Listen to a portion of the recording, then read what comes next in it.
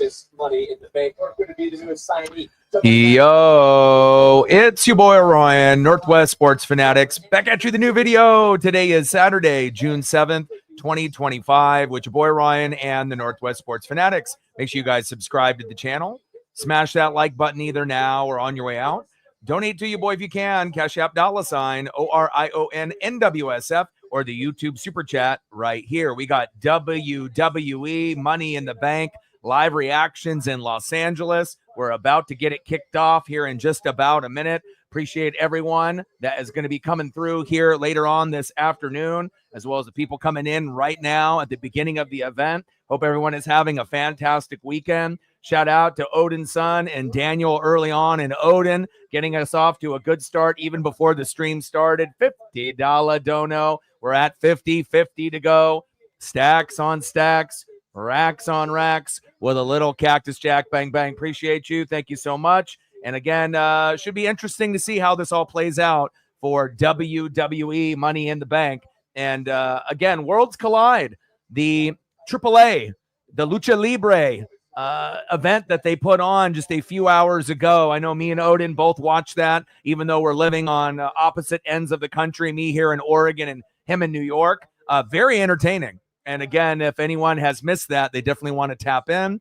And we are going to be getting started here momentarily for WWE Money in the Bank 2025 in Los Angeles. Let's get it, baby. And once we get Odin coming in here, there you are, my guy.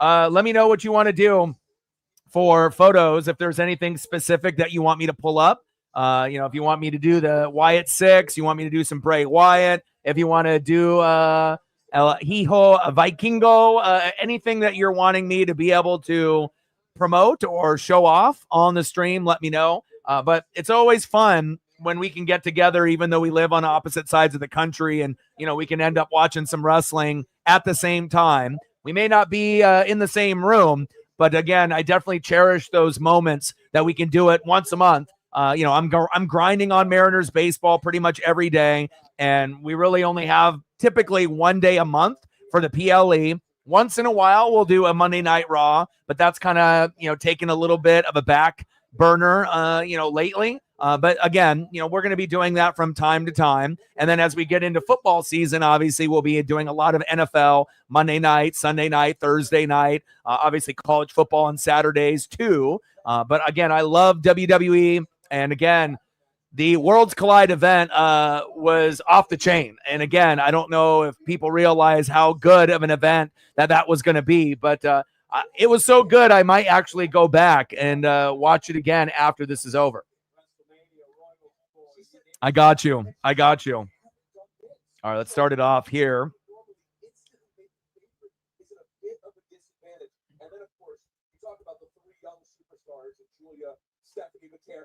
Roxanne Perez has been incredibly hot, right? But also such a complex dynamic between the three of those women. So you're right. It's a completely unpredictable with its you talk about I've had the opportunity to watch it from NXT, but I will say this to you real quick and get your point on it. I'm gonna pull some photos now as we get situated. Absolutely. I mean, experience is such a big part of it, especially in a match like this, which has so many different. And I'm a little curious, why hasn't the event started yet? I mean, when they typically have it at like a 3:30 start, that's when it starts. So I'm a little confused why we're not actually getting going. But this is what we actually saw just a few moments back. El Hijo del Vikingo versus Chad Gable, and it definitely delivered one of the best matches on the entire card here earlier today. But let's see if I can find some good Vikingo here, and we'll go into some of the other photos.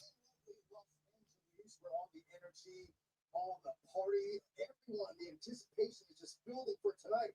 If we know it's going to happen, we're fans in the background. Two superstars will climb that ladder. They'll grab this briefcase a little larger than this one. They will grab the contract that will change their championship life. However, I pride myself on having my finger on the pulse of fans' double button here at WWE. So therefore, I'm going to fans to get some predictions here. Now, yeah, any predictions on Money in the Bank, drop them down. This is actually from the event itself right there. See if we can find some other options. But I definitely was very entertained, to say the least. And he's been in AEW. He did a little run in ROH, and I actually saw him live for a WWE event here in Oregon, and he is incredible.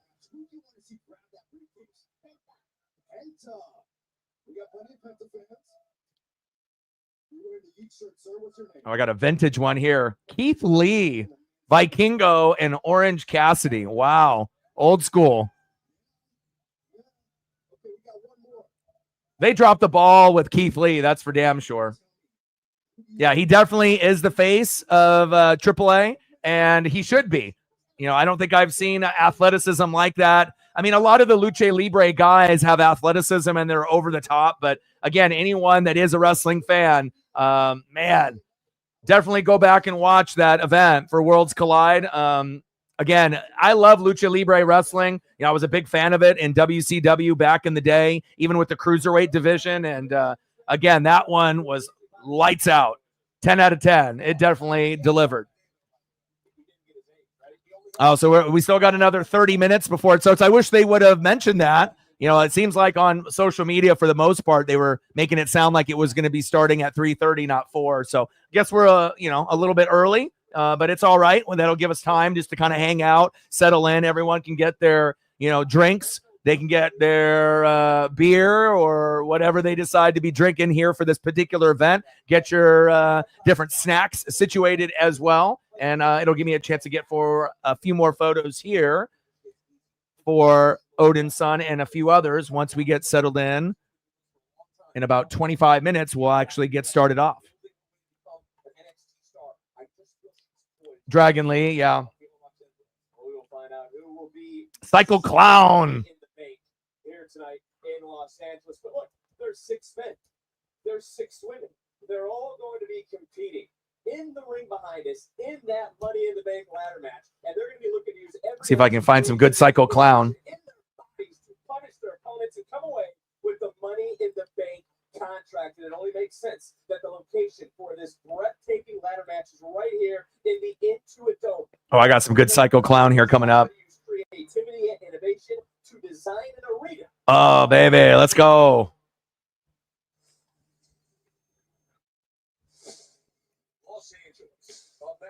Oh, I even got a better one coming up here.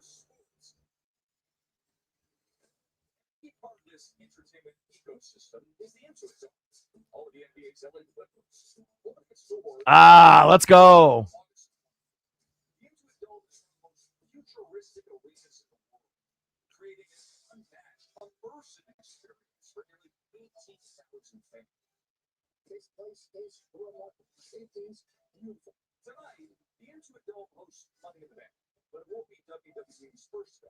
The language of lucha.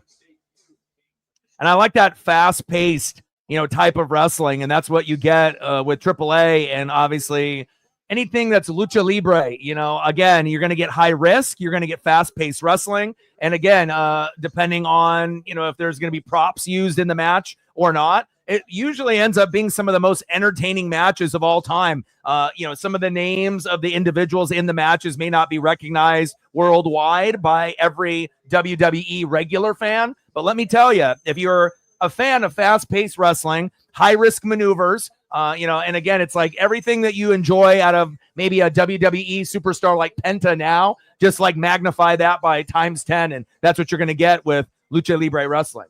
Big facts.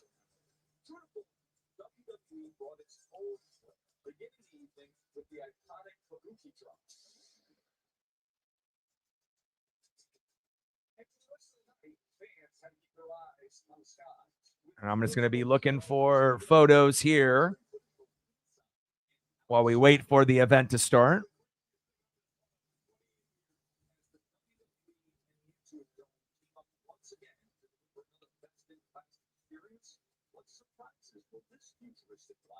And it was cool to have Conan, formerly of the New World Order, New World Order 4 Life Brother. Oh, yeah.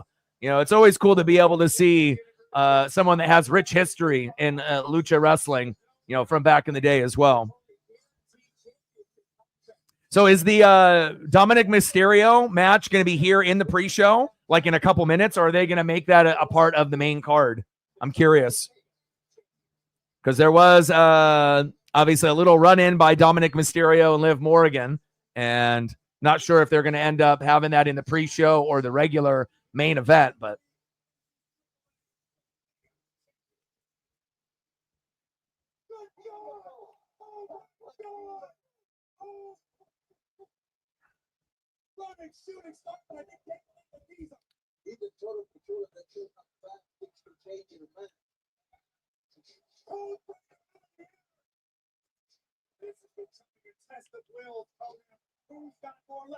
and I'm going to see if I can get a good Pagano here too. Wow. And I'm really happy that they're showing some of like recap highlights. Oh, baby. And if you go back, El Hijo Vikingo actually wrestled against Kenny Omega in AEW in 2023. Very memorable match. Definitely stuck in my brain. And again, seeing him live is incredible.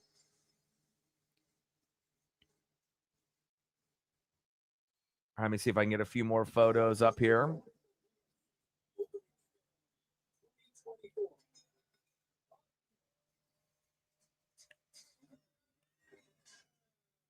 But we'll be here probably until 7 p.m., I would assume, or a little bit after that. Mariner game starts at 6:38. So once that actually starts, I'll be able to give a little bit of coverage on that at the same time if we're still rolling here on WWE, which I would assume will be on the main event at that time. And then we'll get back to doing Mariners tomorrow at 1:10 Pacific with George Kirby on the mound. You know, if it was able for me to be able to line up and do both today, I would have, but there's a little bit of a, lap over. So obviously we'll have to stick with WWE and we'll get back to Mariners tomorrow. But I am excited to see what happens today. We've been on a losing streak a little bit more than I would enjoy to be able to partake in. We've lost 8 out of the last 11, and it's felt like hell, if I'm really being honest. But I know that we'll be able to bounce back and turn it around. Pagano, and hopefully they'll be able to do that starting here today. I like that photo of him.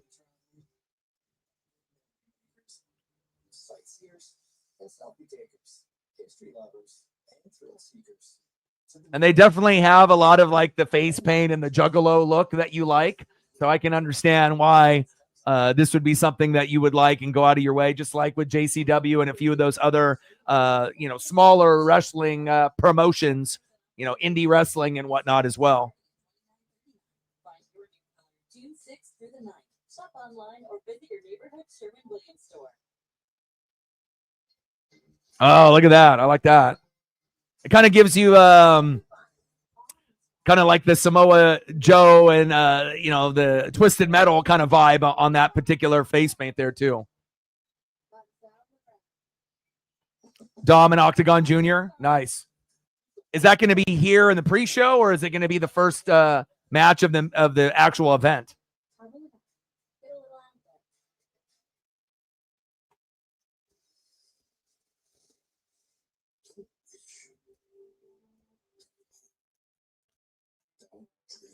And I'll be able to pull up a little thing here, hopefully.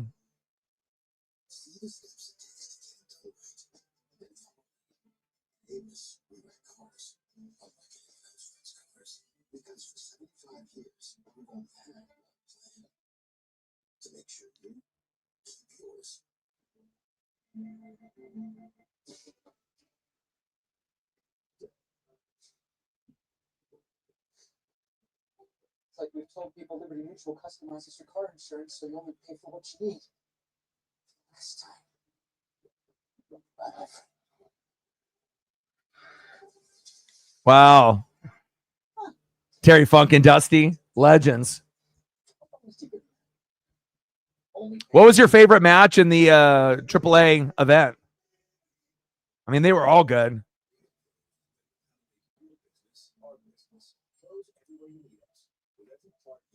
But then a little bit of this, obviously a few hours back, which there was a little bit more of a higher resolution photo that I could have used, but there's not a whole lot available.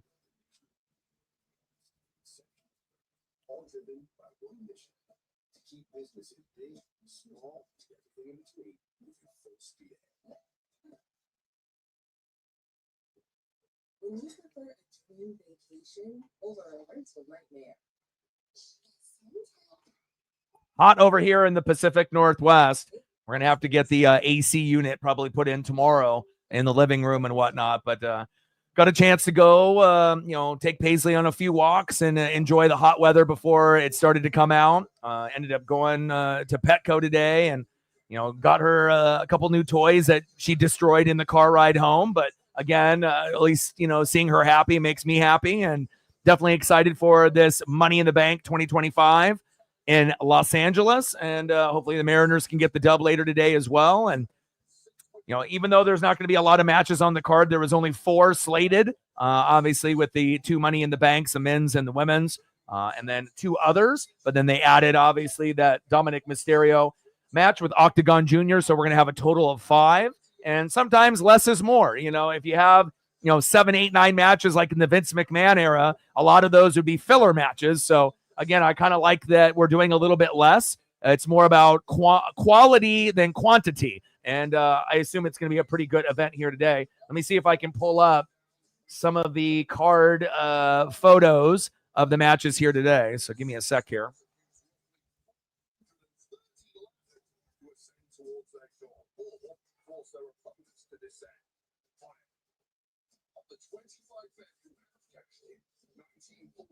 Succeeding on 76% of their catching attempts.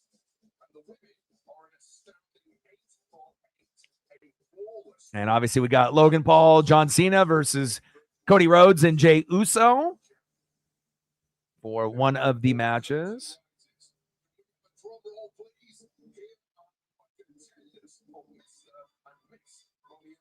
Women's Intercontinental Championship, Lyra Valkyria and Becky Lynch. They're definitely making this one of the spotlighted, rivalries of 2025 for the women's. Let me see if I can get a better photo resolution than the one I'm looking at. 7 years ago, Alexa Bliss seized the contract and wasted no time catching in just 2 hours later. In front of over 15,000 at the Intuit Dome, local hero. All right, there we go. I had to search for a little bit. There was quite a few that had low resolution. So we have this, and then we have this for number 2.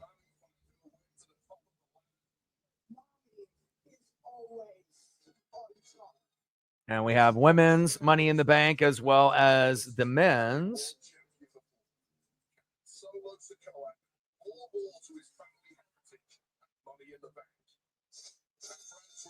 Will the 3rd time be the chart? 2025 finally be the year of Either. And we got men's Money in the Bank here. And obviously we know how good Seth Rollins is, one of my favorites and whatnot. But I'm not really too sure what we're going to get out of this. But something tells me LA Knight would have a very good chance. I know a lot of people have a gut feeling that he might be the guy here out of the 6, but you never know. And then let's get into the women's.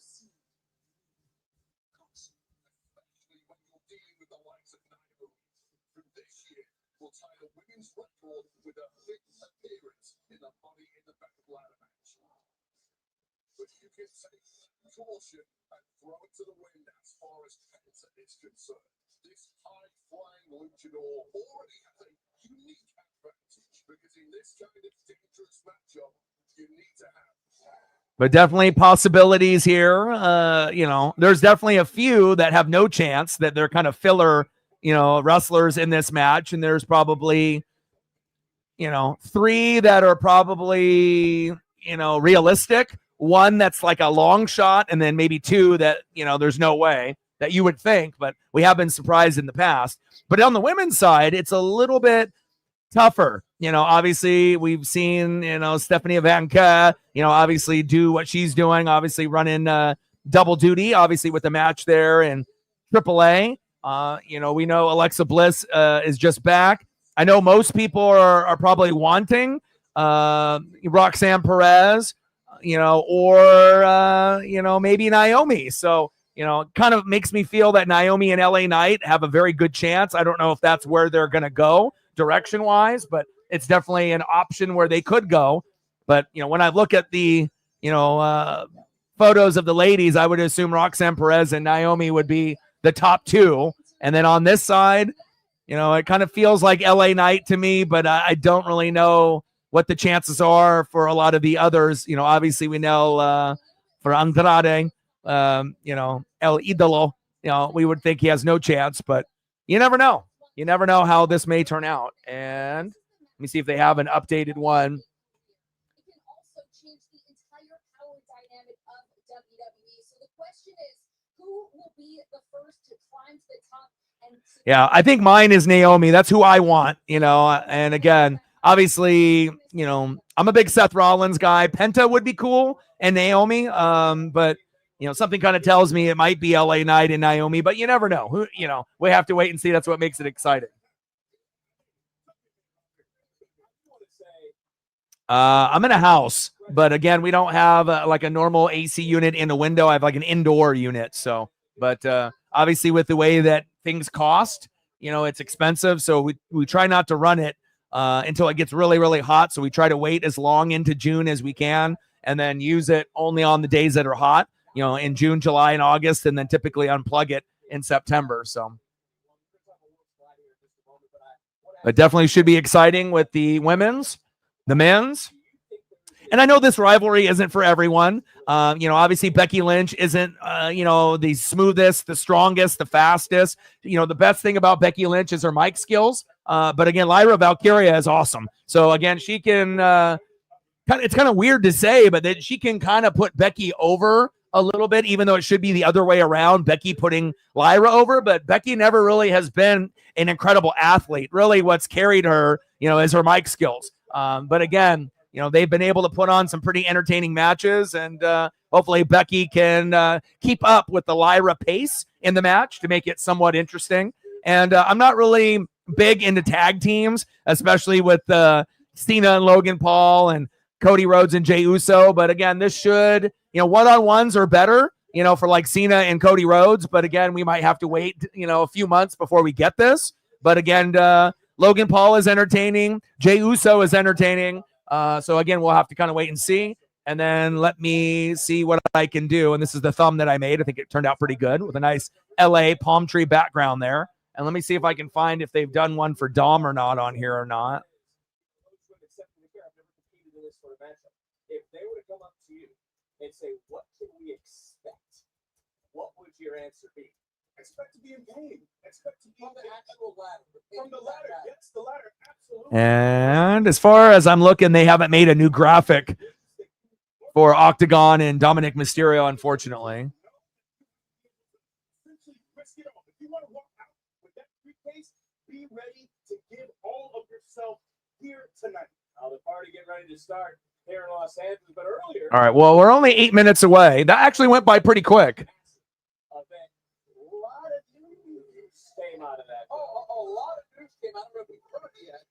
But Dominic. Yeah, but you got to think Lyra is new, you know, relatively new, right? And Becky's been here for a long time. So it's like Becky Lynch has always been pretty good on the mic talking shit, obviously married to Seth, and, you know, they can kind of go back and forth at home, you know, and, you know, improve each other's skill set and whatnot on the microphone, even though both have been great, you know. But I feel like even though Lyra is, you know, kind of newer, she's not bad. You know, she's actually had a few, you know, promos where she's done a little bit better, I think, than we anticipated. You know, a lot of times when you get some new talent on the mic, men or women, a lot of times you're kind of holding your breath, not really knowing if they can cut a promo and talk shit or not. And it also depends if you're a face or a heel, you know. And again, if you come out as a face, you're not going to be as good typically on the mic. If you come out as a heel, you know, you can kind of bring that inner, like, hey, I'm going to bring that dark side out. And again, if you've noticed, every single wrestler that ends up being heel, whether it's at the beginning of their career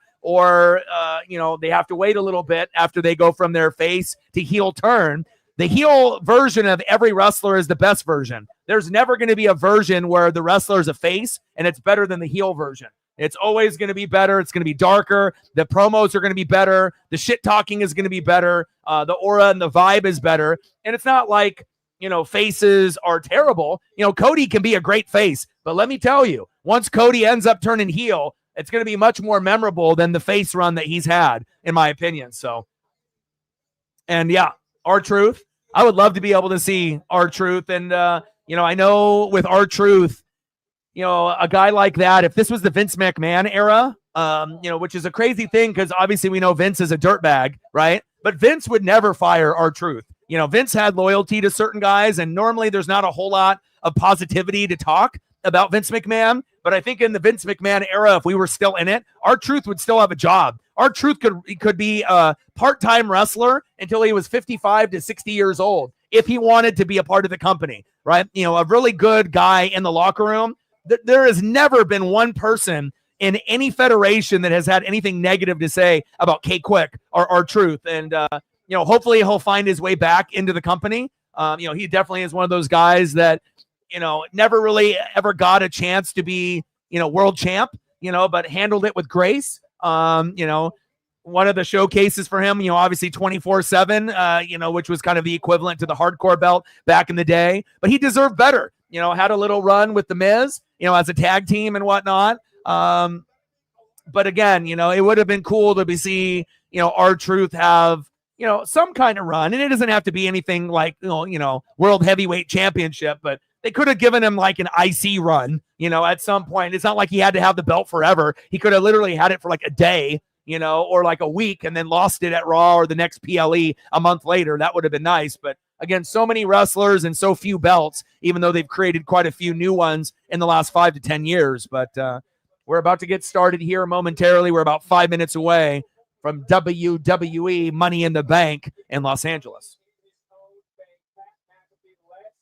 Yeah, the solo Jacob Fatu essential breakup happening right in front of our very eyes. And again, heel wrestlers are always the best wrestlers, and I can't wait to be able to see what we get here tonight.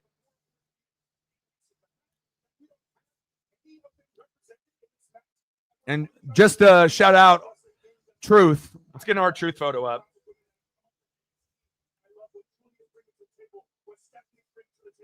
The guy doesn't age. See if we can get one up of when he wrestled Cena on Saturday night for a lot of y'all that are fans of Saturday Night or WWE. That was definitely worth watching. I mean, I was a kid. I was watching Hulk Hogan versus Mike Smith, back in the day where you just have jobbers, going against superstars back in the day. But I miss Sunday Night Heat. I miss Saturday night. I miss the old school era. The last time is now. Ron Cena. And too bad we didn't know at the time that he was getting cut, but this was probably a little foreshadowing and maybe a little bit of a favor to wrestle Cena on Saturday night, even though it wasn't on Raw or SmackDown or a PLE. But that was cool that they ended up doing that for him. He definitely deserved it, for sure. Awesome Truth.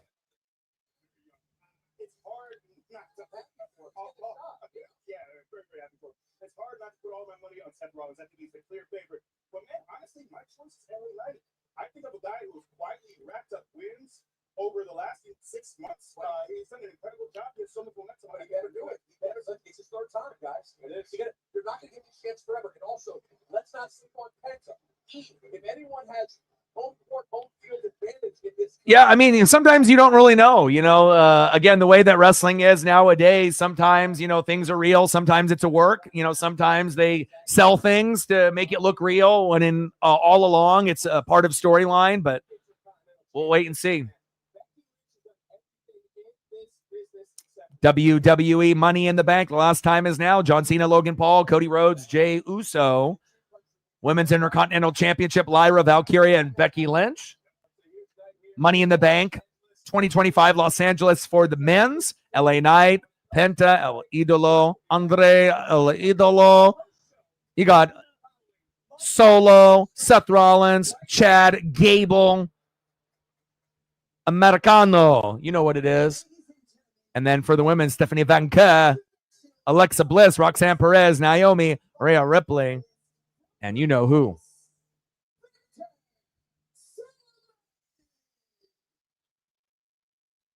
We're going to get started here momentarily. All right, we're finally approaching. I mean, again, it would have been nice to know that we were starting at 4 rather than 3:30, but I still would have probably started a few minutes early anyways. Just give us a little chance to talk and me to be able to bring up all the, card matches on screen. So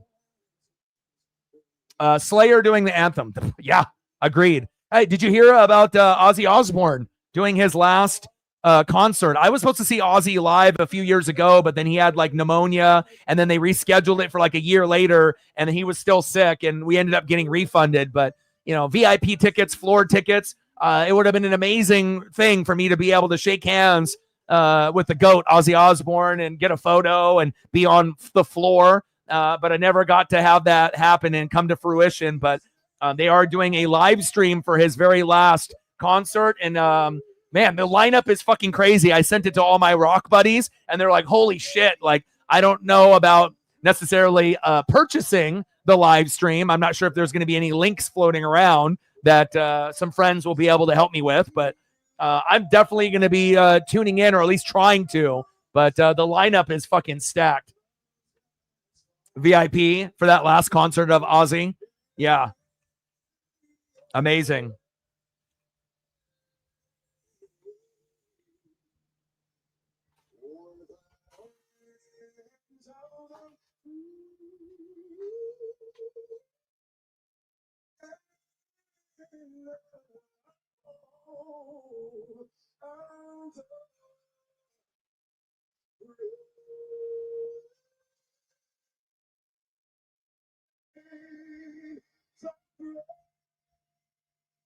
Ozzy Osbourne reuniting with the original Black Sabbath lineup for the farewell concert July 5th in Birmingham. Action-packed with heavy hitters, right? Metallica, Slayer, Pantera, Alice in Chains, Gojira, and obviously Ozzy Osbourne. I'm not really sure why it's hosted by Jason Momoa, but I'll let that slide, and definitely excited about that.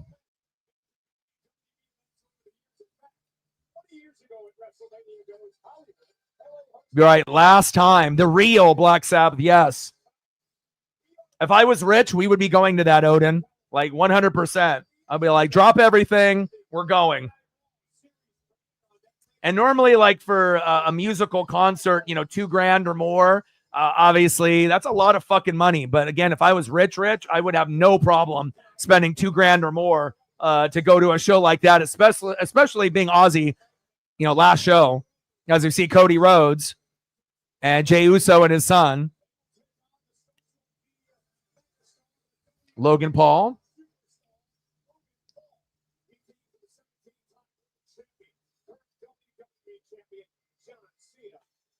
All right, I'm going to go put my water in the freezer here, grab my other drink. Becky Lynch coming down there, the man.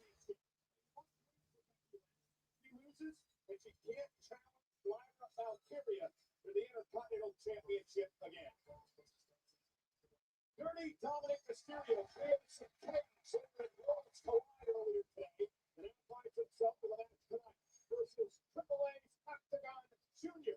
for the Intercontinental Championship live. Two people's lives will be altered for the better tonight. Climb the ladder, grab the contract. Guarantee yourself a world title opportunity. Seth Rollins wants power, absolute power. Seth Rollins making his way.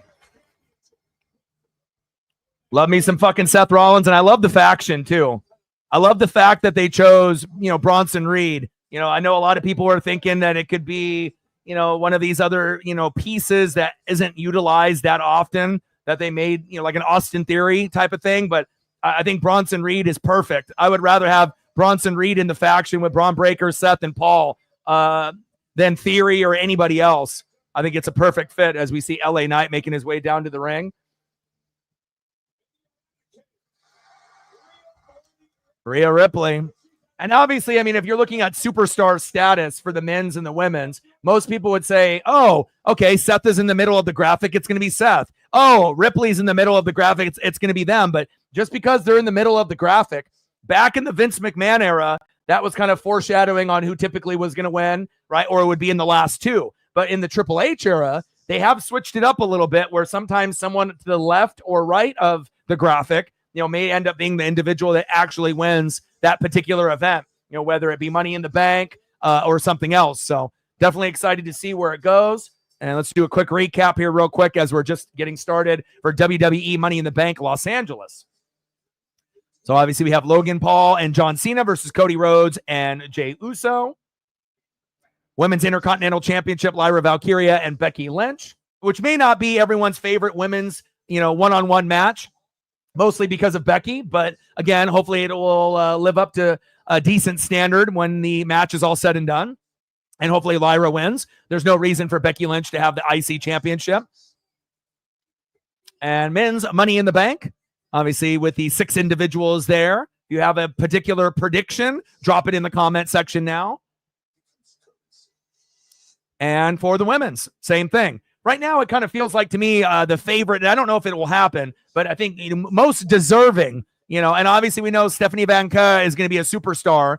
And there's a few superstars that are up and coming right now as well with Stephanie and Roxanne Perez. But Naomi is deserving, and for her to go on a heel turn would be perfect. This would be the perfect time to, kind of pay homage to her. So I'm hoping that they go Naomi there. And then obviously with these 6 individuals, there's many ways that they can go. Obviously, there's some fan favorites and there's some heels in there. But again, this might be LA Knight's time, to get the Money in the Bank. But we'll kind of wait and find out. So my gut is kind of telling me LA Knight and Naomi, but I have no idea if that's really where they're going to go.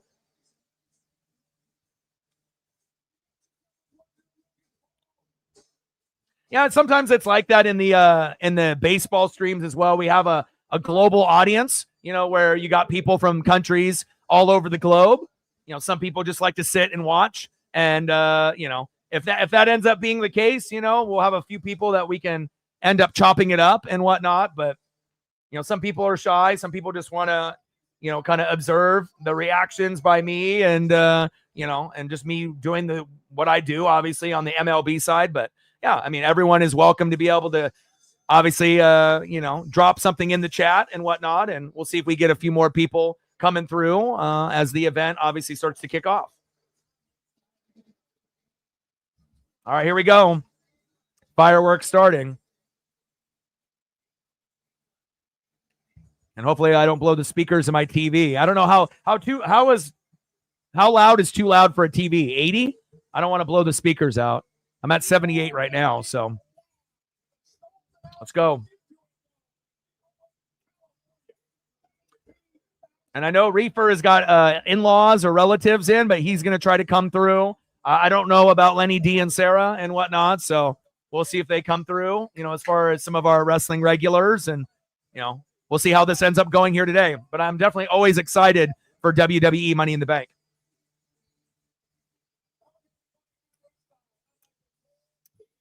Let's try to get to 50 likes before the stream ends if we can get some volume. And we're already at 50 on the Dono train, 50 to go due to Odin's son, my OG.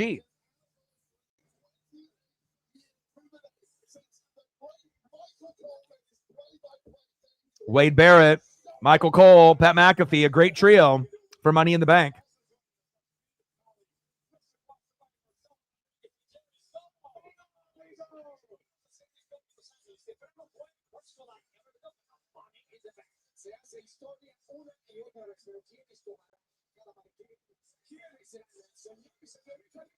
Gained another sub. Shout out to all the new subs that we've acquired. Appreciate every single person that has liked, sub, donated, commented, shared. Things have really been on a good uptick. We have 2,700 regular viewers onto the channel. Obviously, most of it right now typically is going to be Mariners or WWE once or twice a month. And viewership for the females has gone up from 5% to 13%, 87% for the homies, 13% for the ladies. And then we got United States, 68%, Venezuela 5.5%, Mexico 4.5%, Dominican Republic 3.3%, Canada, Philippines, Japan, Colombia, Taiwan, Panama, Australia, New Zealand, just to name a few. So if you are watching from one of those countries, I appreciate you as well.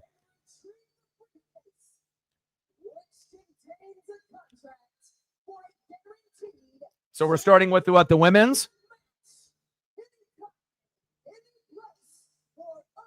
This would be a great start, starting off with the women's. That's where I would start with. Here we go. Alexa Bliss. So we're starting off with the women's. Great to see her back. I just wish Bray Wyatt was alive,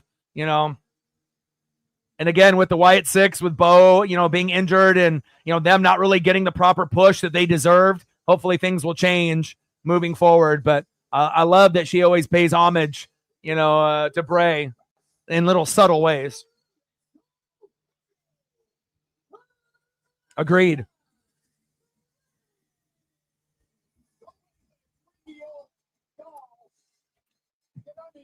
Alexa is kind of like Becky, where she's not the fastest, she's not the strongest, but I feel like Alexa is a lot more entertaining as a kind of a smaller female wrestler than Becky. Becky's great on the microphone, but again, as far as like in the ring, not as exciting as a lot of the other females that are new on the up and up, as well as some of the OGs. So, but great to see Alexa Bliss back wrestling. I've missed her. Man, I love me some Brody Lee, dude. It was nice for him to be able to have that little run in AEW before he passed away. But regardless on where he was at, I'm a big Brody guy as well. Crazy, his son is so young and is already kind of in the training ranks of wrestling, which is pretty cool to see, to live up to his dad's legacy. And now we got Roxanne Perez, with another one of the up-and-coming ladies that's on the up and up. Julia, Roxanne Perez, Stephanie Vanka. Like, I don't know if I've seen the ladies in the female division this stacked and talented. Like, this is by far the most talented we've ever seen the female division, in WWE history. And again, it started off with the Divas, where you had, Lita, and you had Trish Stratus, and obviously, Stacy Keibler and Tori Wilson, and, some of those ladies were, it was more for like looks maybe than wrestling. Obviously not necessarily for Lita, because she was good looking and could wrestle, and obviously doing the high flying. But the evolution of the female division has definitely come a long way. Alexa is an OG now for sure. I think really the only female wrestler that I really miss is Asuka. And again, every time, she gets healthy, she gets hurt again. And again, I hope that they do her correct and do her right by letting her have a title run before, she's not able to. She definitely is the most deserving female that has not got the big run that she deserves. So hopefully we'll be able to see that. But so much competition in the female division. And it's crazy to think that sometimes the female division is more entertaining than the men's, depending on who's wrestling and what storyline they have built up. And then we have a very heavy favorite here tonight in the WWE Money in the Bank for the women's, Naomi. And again, Naomi as a heel compared to Naomi as a face, completely different. And again, if she wins the Money in the Bank and goes on a heel turn, I think that would be the best thing that she could ask for in her career. And again, going heel is the best thing that you can do. Facts. But that was my pick, going in. I don't know if it'll actually come to fruition, but again, if I think the one that would be most deserving, it would be definitely her. She's not new. She is an OG. There definitely is a persona change, and again, the persona change with her is different than like Bayley with the hugs and then her trying to go heel and be a little bit different. It didn't really carry over with the fans. But with Naomi, I feel going from face to heel, this could be the thing that she really needs to take her career to the next level, which she already should have had the opportunity to go heel a long time ago. But sometimes you got to pay your dues, and sometimes, it has to be the right time and the right place. And to me, 2025 in LA is the right time and the right place for Naomi to win this. Jay is the king of the mountain.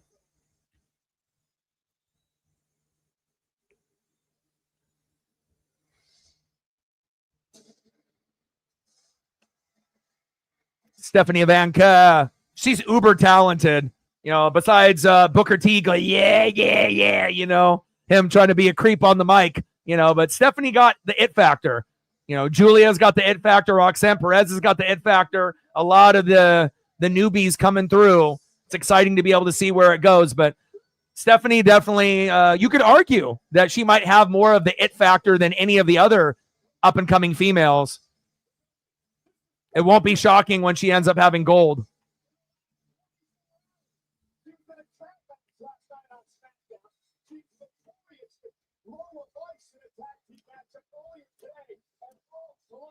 Yeah, second match for her.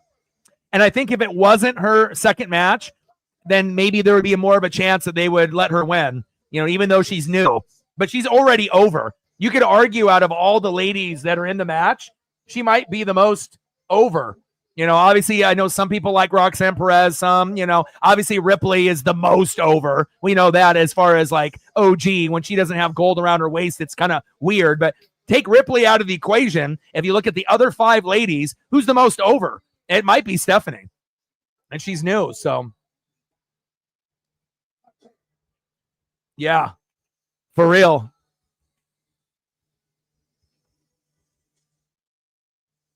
And the athleticism by the ladies is very exciting as well. My cousin, Julia, from Tokyo.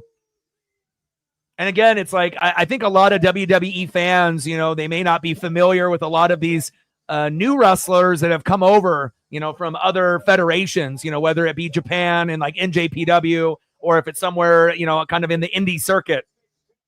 But WWE is fucking cooking.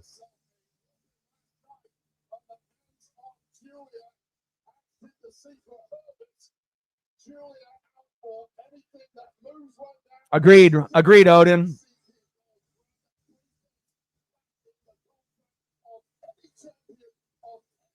I feel like Julia's not really over, but she's really like skilled in the ring. She doesn't get the appreciation that she deserves, you know.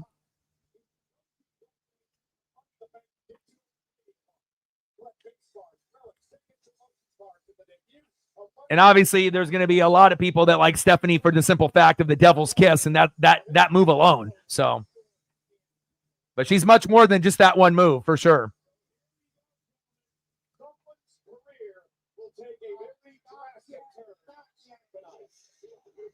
All right. Last but not least, Rhea Ripley.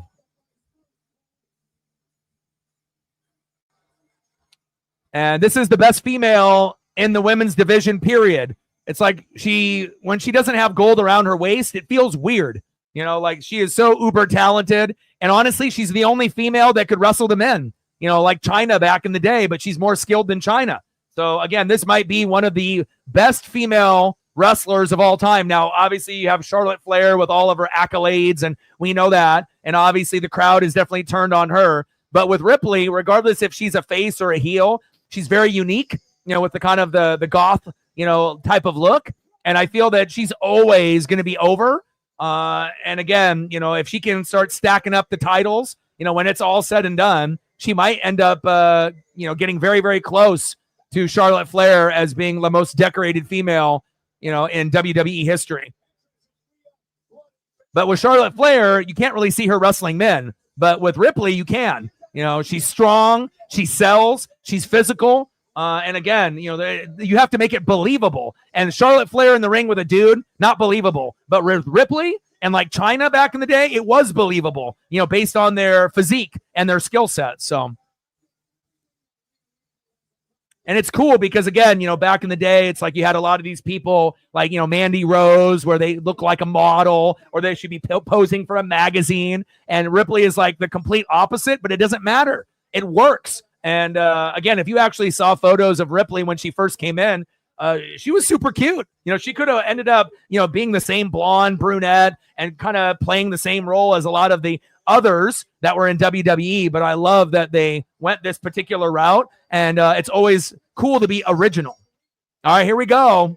WWE Money in the Bank 2025 Los Angeles. One-on-one. Let's go.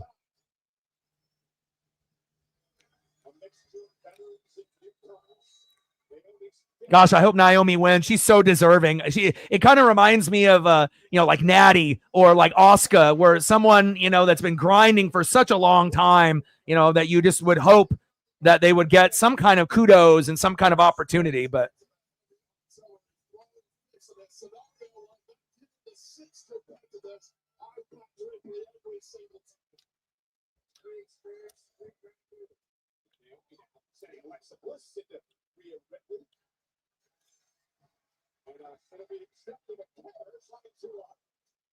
introduced the first ladder of this match, and Naomi made her pay. Again, Naomi the veteran in this matchup. She knows all the tricks of Money in the Bank. Let's walk like Bruce added to Stephanie McGill's collection over the past 24 hours. It's going to be victorious tonight. There's going to be about Ladders are out. And when you get 6 ladies in the ring and then you get weapons, that's going to be a recipe for success, let me tell you. Ripley and Bliss exchanging smiles.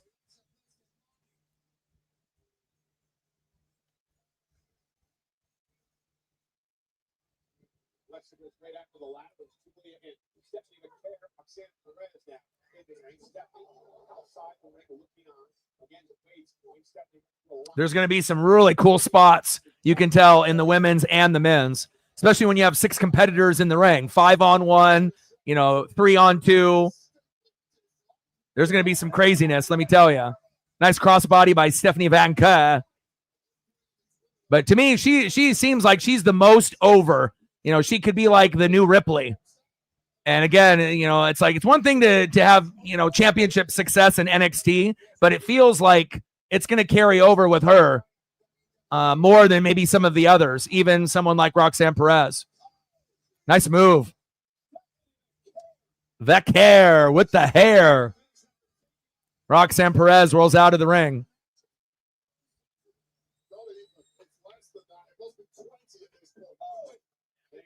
Yeah, TNA champ, yes.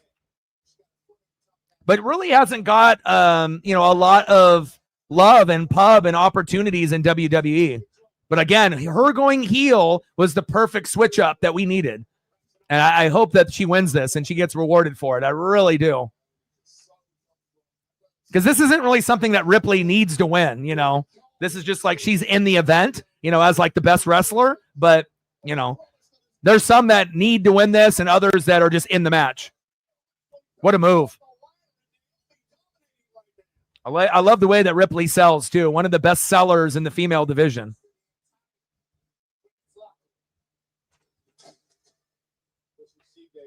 Oh, big slap by Bliss. Ooh, big high knee by Bliss as well. Feisty for being 4'10", 4'11", 5 foot by Bliss.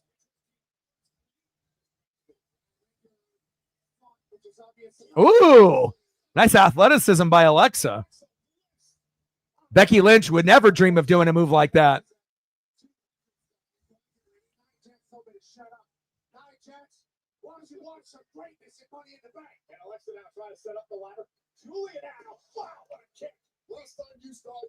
Nice kick by Julia.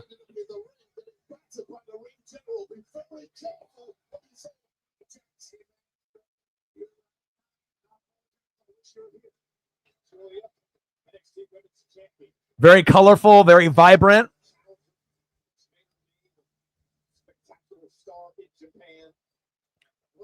Yeah, superstar in Japan. Like I said, compared to here in the United States.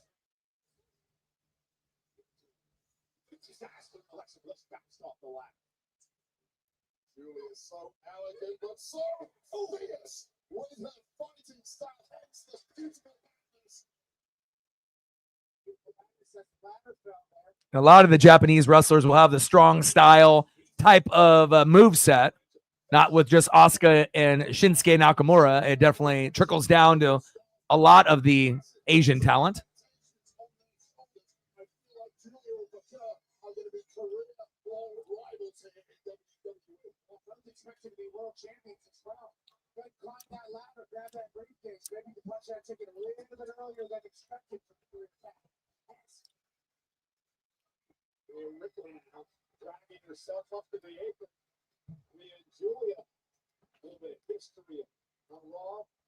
Ripley and Julia now going at it.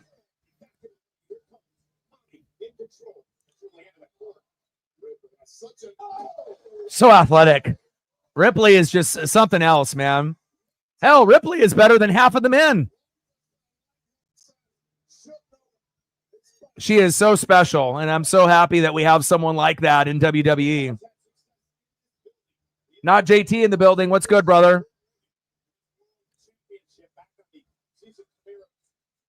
Roxanne Perez hanging on for dear life onto the ladder. Oh, what a kick by Ripley. Ripley is built like a fucking linebacker. Oh, Naomi getting thrown like a rag doll.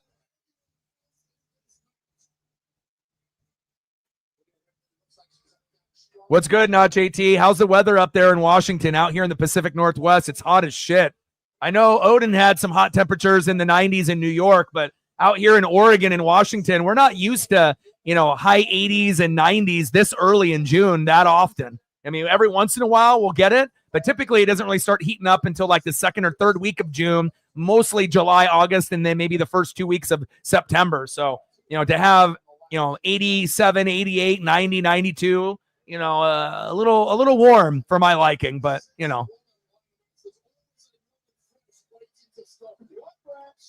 Oh, look at this. Oh, what a counter. Holy shit. Roxanne Perez. Almost a razor's edge there, countered. Oh, look at Perez. Wow. She's got the it factor too, Roxanne Perez. It's crazy to think like how the evolution of the female division has gotten so athletic where it's not just the men anymore.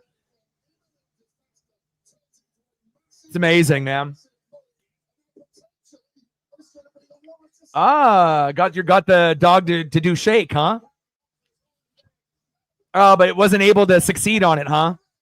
How's that going with the new pup? Is it actually a puppy, or is it, how many years old is it? Is it like 8 weeks old, 12 weeks old, or is it a couple years old? How old is the pup? New to you, obviously, from the neighbor and whatnot. And how's the relationship with the neighbor over there? Is it better now since you guys kind of exchanged pleasantries with the trying to make up with all the bullshit that they did in the past by giving you the dog? Ladder set up here in the middle of the ring. Julia, Roxanne Perez, and Ripley as Roxanne goes ham on Ripley's face. Couple months old.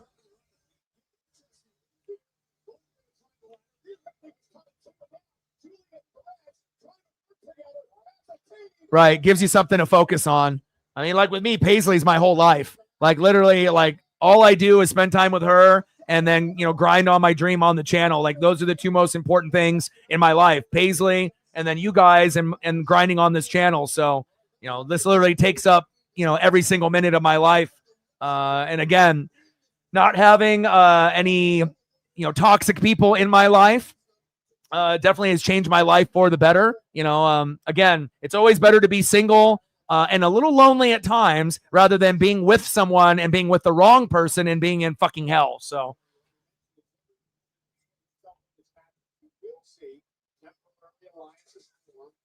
But I've always been one of those people where I haven't really needed, to have someone, next to me. Like I'm pretty self-reliant, where I can keep myself entertained, and I got a pup, and I'm still walking 5 miles a day, 7 days a week. So I'm trying to give Paisley all of my love and attention. Obviously, as you know, for every day that we live, as ladders are getting stacked on stacked on stacked, but for every day that we live, for a pup, it's a week for every day. So I always try to make sure I give her the most every single day as if it were our last day on earth together. So, and I feel that it's really opened me up, as a person, here in 2025 and beyond.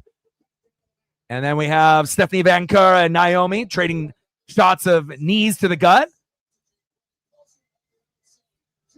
Nice forearm by Stephanie Van Keur. Oh, here we go. We got a nice double team, triple team move. Nice headbutt there to Roxanne Perez.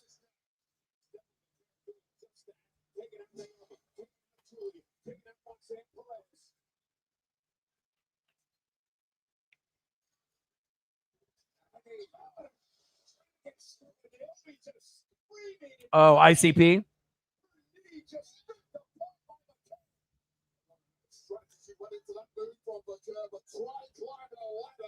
Oh, Roxanne Perez taking the suplex from Stephanie Van Keur. Maybe the two most up-and-coming superstars from the female division at the moment.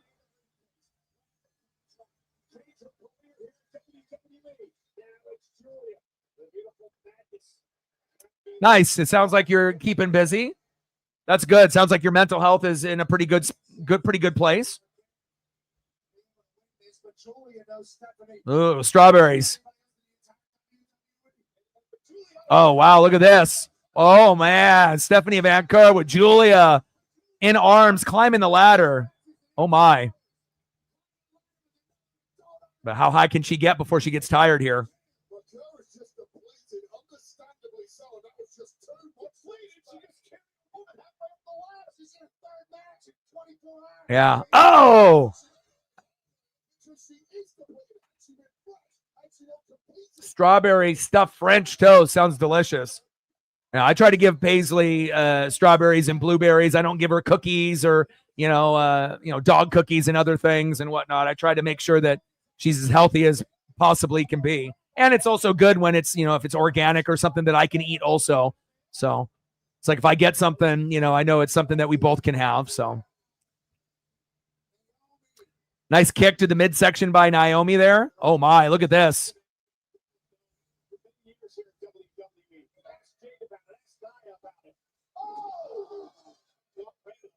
I'm not sure if that was exactly what they were shooting. Oh, nice drop kick by Bliss right there. And there's just so many moves that can be created, with a prop like a ladder.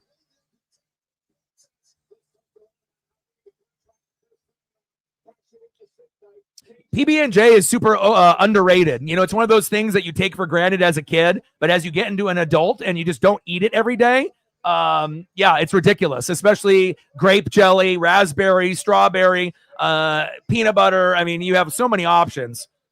Crunchy, creamy. It definitely is one of those things that if you haven't had it and then you have one, you're like, wow. A lot of times you have to go for a second one. At least that's how kind of my brain typically works. It's like I have one and I'm like, not enough. It's like Pringles or cookies. It's like, one is not enough. I need more. Now we got dual ladders into the ring here in Money in the Bank 2025 Los Angeles.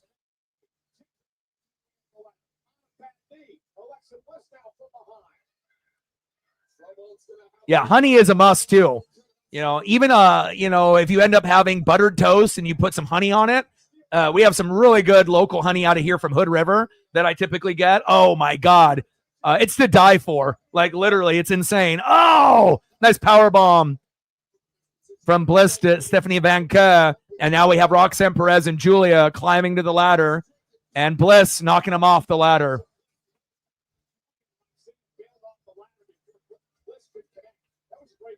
Yeah, but the honey hits. Buttered toast with honey or just toast with honey, man, and honey is one of those only foods that never goes bad. Like literally for, hundreds of years, you could have honey and it'll never go bad. JT with a $5. Appreciate you, my guy. Thank you so much. Every dollar counts. Glad that you're here, my guy.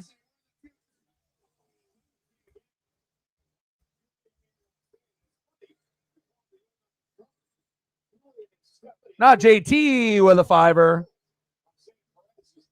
Stacks on stacks, racks on racks with a little Cactus Jack bang bang. We're at 55, 45 to go.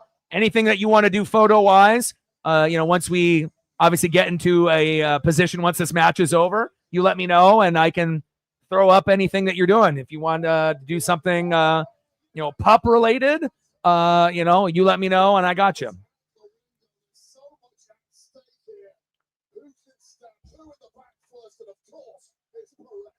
I know you like basketball, not JT. Did you watch the Halliburton last second jump shot for the upset victory against the Thunder? That was shocking. Millions of people lost millions of dollars on game one at OKC, I'll tell you, as Ripley emerges like the Undertaker underneath the ladders and is trying to get herself back into the ring. And there goes Roxanne Perez into the barrier on top of a ladder. New York countryside. That's a great one. I got you.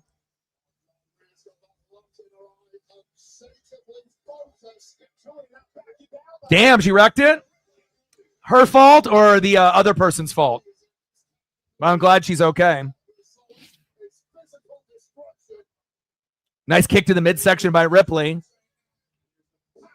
modern day 2025 China, but more skilled. Oh, she is so skilled, man. The athleticism out of Ripley and her evolution into the business is just, I'd rather watch her than half of the guys on the men roster, if I'm being honest. Maybe more. Maybe I'd rather watch her than 75% of the men, maybe 80. She is the real deal Holyfield, man. So entertaining. Yeah, I saw that Florida won in overtime to be able to finally come back against Edmonton when they won game 1.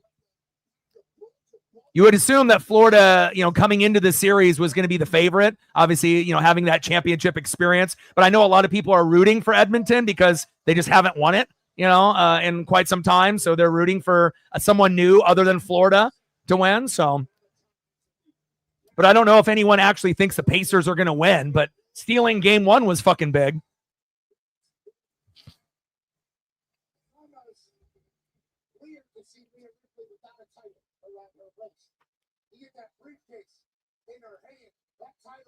Yeah. I mean, I don't have any daughters of my own, but, I've obviously had a boy dog growing up as a kid, and then obviously Paisley. And I feel, there definitely is kind of like this, kind of instinct, when you end up having a female, whether it be a pup or a daughter, because Paisley essentially is my daughter, there's a different type of feeling, of protection and wanting to make sure that they're safe and kind of going above and beyond. Not that you wouldn't for, a son or, something of that nature, but it's just it hits a little bit different. I mean, there's been a lot of times where I've had to pick Paisley up, while walking, when we're on our 5-mile walks, obviously every day. And, regardless of the size of the dog, a lot of people in my neighborhood, they assume just having a dog off leash is going to be fine. And until I end up having a screaming match with them or whatnot. But I have an internal list of all the people that have done me wrong. So Ripley, Stephanie Van Kerr, third match in 3 days.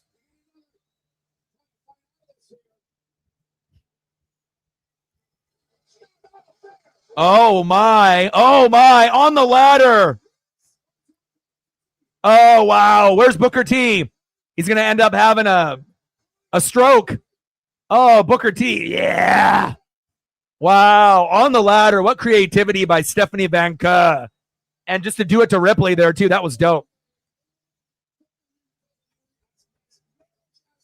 Yeah, I feel like in the NBA playoffs, East Final, West Final, and the NBA Finals, we've had more collapses this year than we've had in recent memory. Being up by 10 with a minute to go is not necessarily, a guaranteed victory. In the years past, it was. But when you're up 9 or 10 with a minute to go, it seems like a lot of teams choke and collapse more often in 2025 than I've seen in recent memory.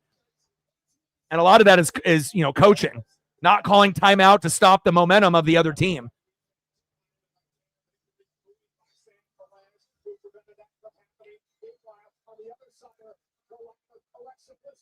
It's like if you were up by 10 in the Jordan era, that shit was fucking over. In the Bird Magic era, over. Hell, even going back in the Dr. J era, over. There's no way you're coming back. But obviously they don't play a lot of defense, in 2025, so that's a part of it too. Oh wow. Julia reaching for the briefcase there. Multiple ladders being set up around the main one in the middle of the ring. And we got a lot of crazy spots that we've seen in this match already. Stephanie, Roxanne Perez jockeying for position on the ladder.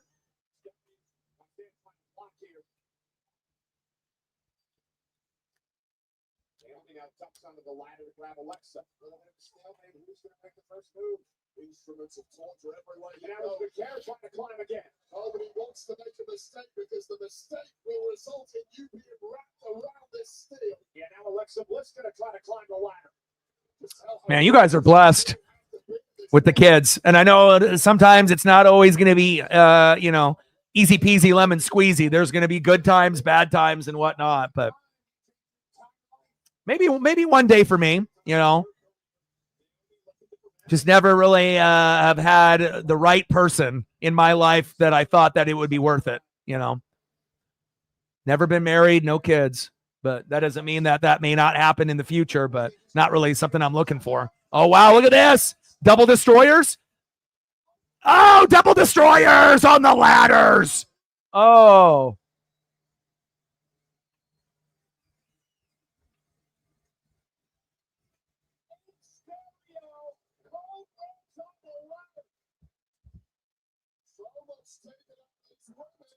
Wow. That was dope. Simultaneous, too.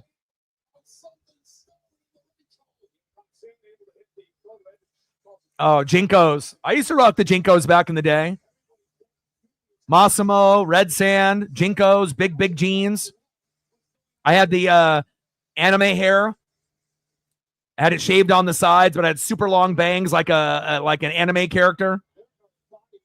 I even dyed them once, like brown or blonde, and then it's had it slicked back. And I actually kind of wish I had hair like that still from back in the day.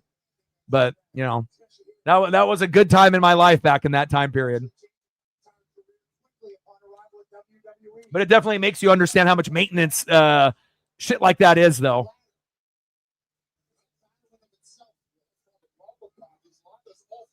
Now we got the ring being positioned by Julia, trying to set it up here while everyone is on the ground. Now Roxanne Perez trying to catch up to the ladder.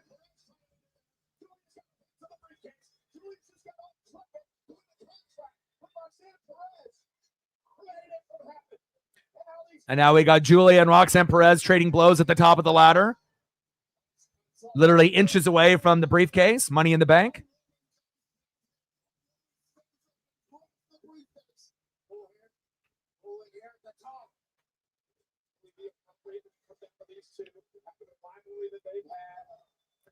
Yeah, but I think, if you go back to this stuff in like the, 80s, 90s, early 2000s compared to like what's going on now with some of like the slang and the verbiage of kind of the youngins now, it's definitely not as ridiculous as it was, back in the day compared to what it is now.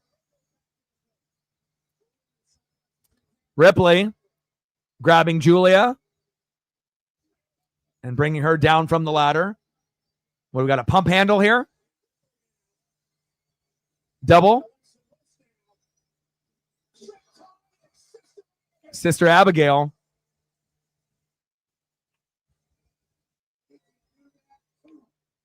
Surge.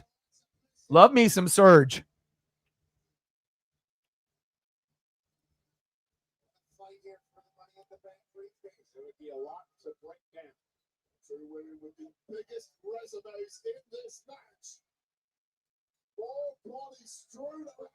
Nintendo 64, GoldenEye, Perfect Dark, Zelda, WrestleMania 2000, WCW, NWO Revenge, No Mercy.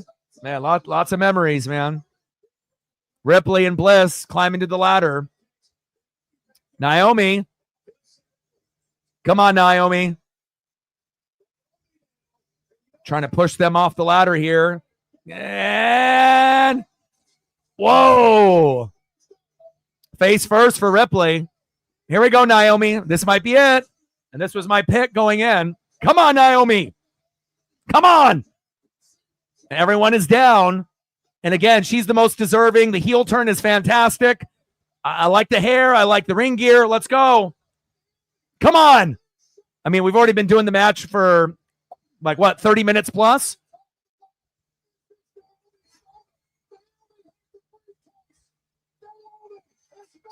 Let's go. I'm 1 for 1 so far. Yes. Naomi. Let's go. Like I said, I'm not going to always be right on predictions, especially in WWE. Now, if it's for like NFL or Mariners or something else, obviously no one's ever going to be 100%, but I felt that this would have been the most deserving female to be able to get the push, and I'm glad that they thought so also. Awesome. I'm super stoked. And again, you don't even have to be a Naomi fan from back in the day to, understand the heel turn and why this is a big thing for her. New ring gear, new look, new hair, new vibe, new heel turn, And again, an OG that has been so deserving. And sometimes you need to be able to change the gimmick up for the fans to see you, to really see you. And I'm super excited that Naomi won. Awesome.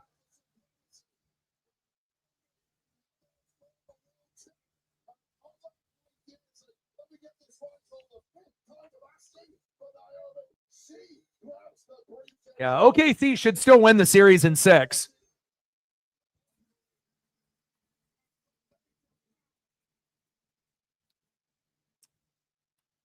I'm not sure if the series would go 7 unless they ended up stealing another game, the Pacers, which is possible. Halliburton has been very clutch, in this playoff run, but if it does go 7, I would find it hard to believe, the Pacers would win. That would be just kind of weird.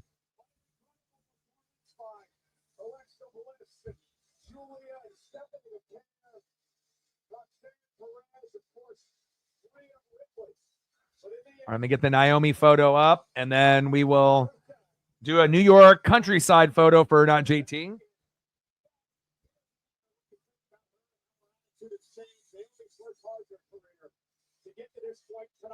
Congratulations to Naomi. Weekly American vodka for hardworking people with true American spirit. People who never just never know. People who rise sneakers. Men and women who know how to get the job done. When the day is over, nothing's better than celebrating something truly American.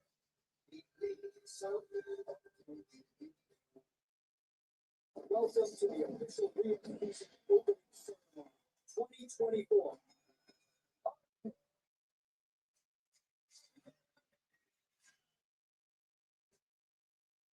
I'll give you a throwback from 2021. Wow. Foreshadowing at its very fullest.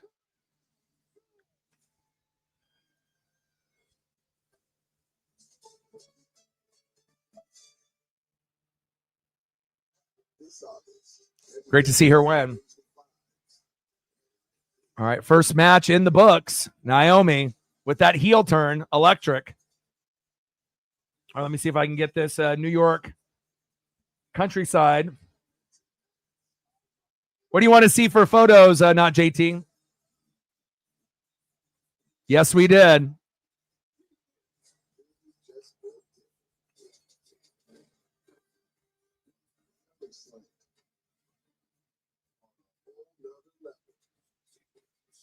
Oh, there's nobody there. It's Cody Rhodes, and that's it. That's on the thumb. Just Cody Rhodes.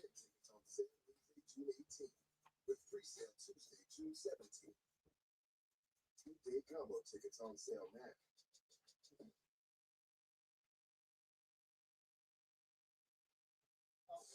Individual tickets to SummerSlam at MetLife Stadium in East Rutherford, New Jersey. JETS get on Saturday, August 2nd, and Sunday, August 3rd, go on sale on June 18th. The pre-sale starting on June 17th.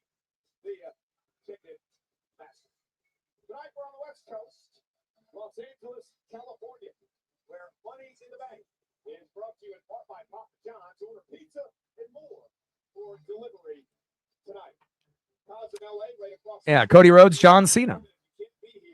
What a great place for an interactive experience to watch everything WWE. Then right across the street, as we take a live look in now at Cosm and their reaction to what happened at the end. And there might be some of these places that Odin has maybe even visited.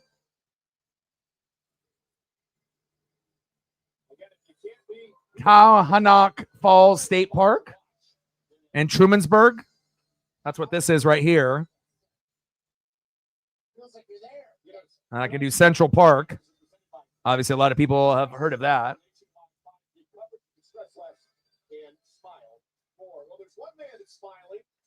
You ever been here before, Odin? El Hijo del Vikingo stud.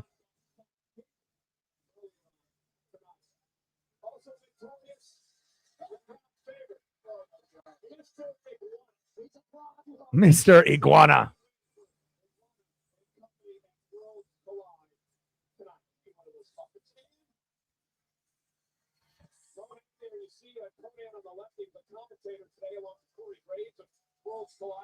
Crown, Neo Del Baxter Factor Jr., all here from Triple A.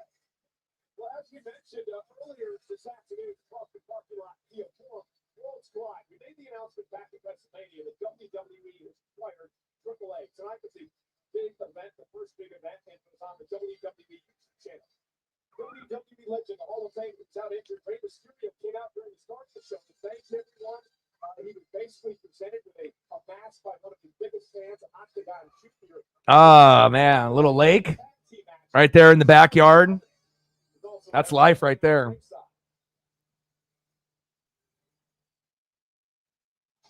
Octagon Jr. would pick up the win in this six-man tag team match. You happen to be a big Rey Mysterio fan, but you seem to forget that he's a deadbeat. And then Dominic would get into things with Octagon Jr. and a massive brawl would break out at Worlds Collide between Dominic and Octagon Jr. Officials and superstars trying to separate them. I'll see you at Money in the Bank. I'll make sure. So we got the Dominic Mysterio match next.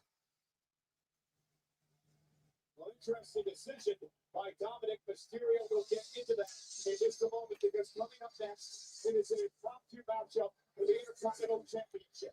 Dominic Mysterio defends against Triple A Octagon Jr. Yes, very postcard worthy.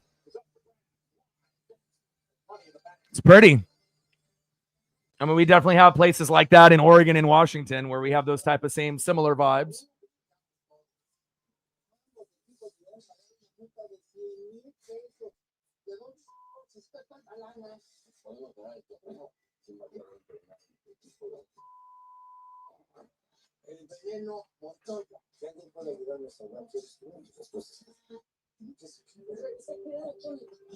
I got to get one with some water.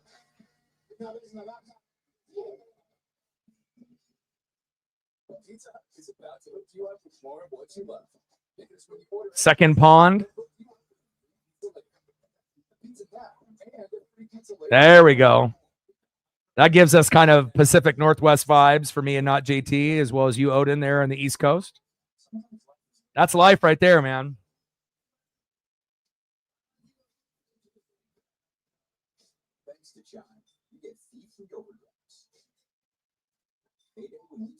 All right, one match done, 4 to go.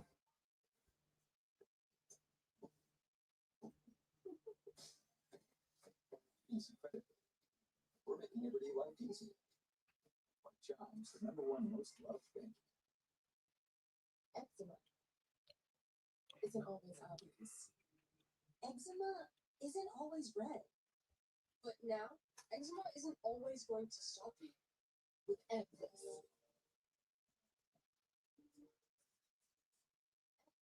It's a once-monthly treatment to help those with moderate to severe eczema find real itch and bring results. Like skin that's still more clear at 1 year. Oh, those are cool. Let me see if I can. Wow, these are cool.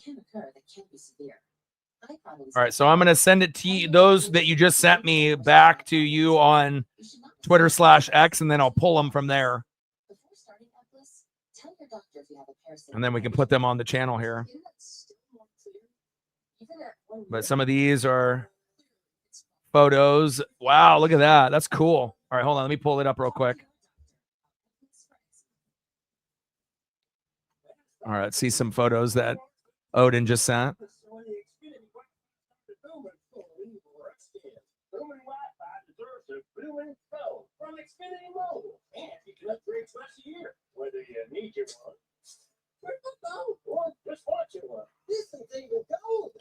And then you can kind of break down to not JT what's going on in each one.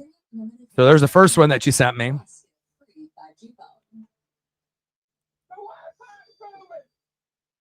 you looking at 4x4s on cars.com again? No, Whenever you look at 4x4s, you turn into the version of yourself that drives a 4x4. I honestly don't know what you're talking about. Really? And then second photo. I was thinking of something more sophisticated. Look. Fine. Love me some water. Always will. And then the third one.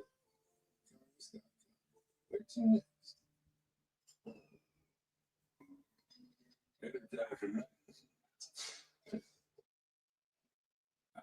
Duracell power boost by 10%. No fluff.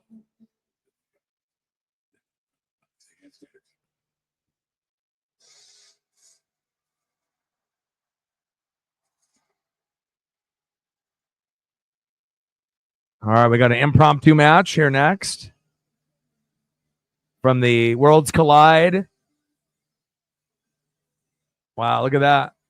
Pretty.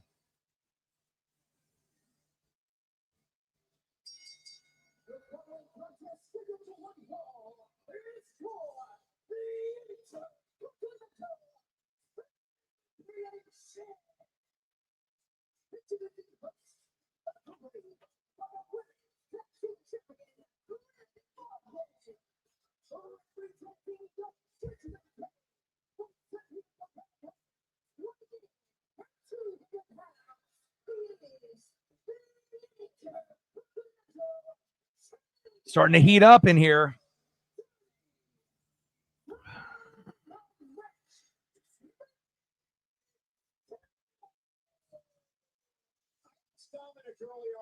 It's around 90 here. Tomorrow, 95. Monday, 95. Tuesday, 88. Then we finally get a little bit of a cool down. 78 on Wednesday, 71, 69, 69, 69, 68.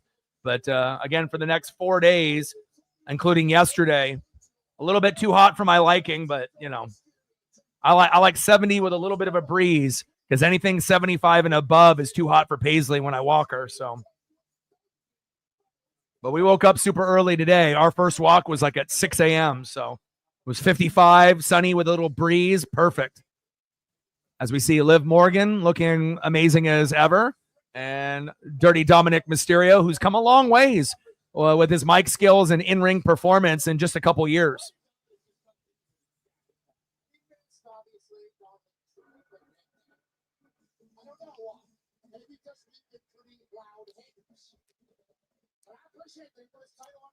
Bro, you would love it here in Oregon. I mean, again, Washington is pretty similar to Oregon, just rains a little bit more. But literally, if you look at the landscape and you're just driving and you're looking, you know, most locations are almost identical, you know, based off like the trees and the layout, you know, the lakes and the streams and the ponds. And, you know, again, it's great for camping, great for walking, great if you have pets, great if you don't have pets. You know, breweries, wineries, dispensaries. I mean, literally, it has everything that you would want and more.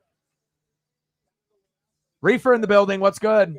I didn't know if you were going to be able to show up. How are your family members that are visiting? I hope everything is going good there, my guy. We've missed you. We predicted Naomi would win for the women's Money in the Bank, and she did. I thought that she would be most deserving. Glad that she got the dub.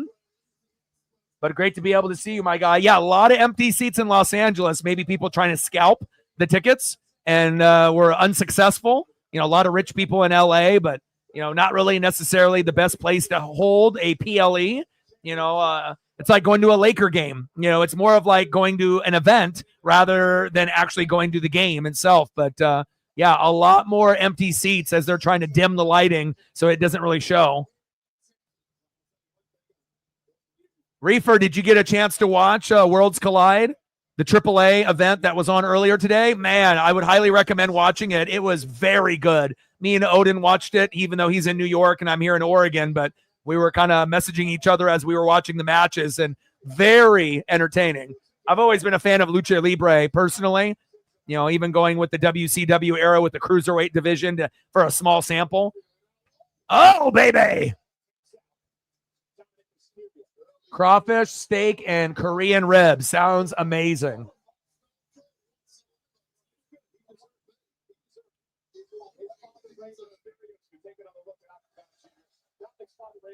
Yeah, it is a little bit more expensive in some areas in Oregon rather than Washington, but also there is some places in Washington that are more expensive than Oregon. You know, it kind of just depends.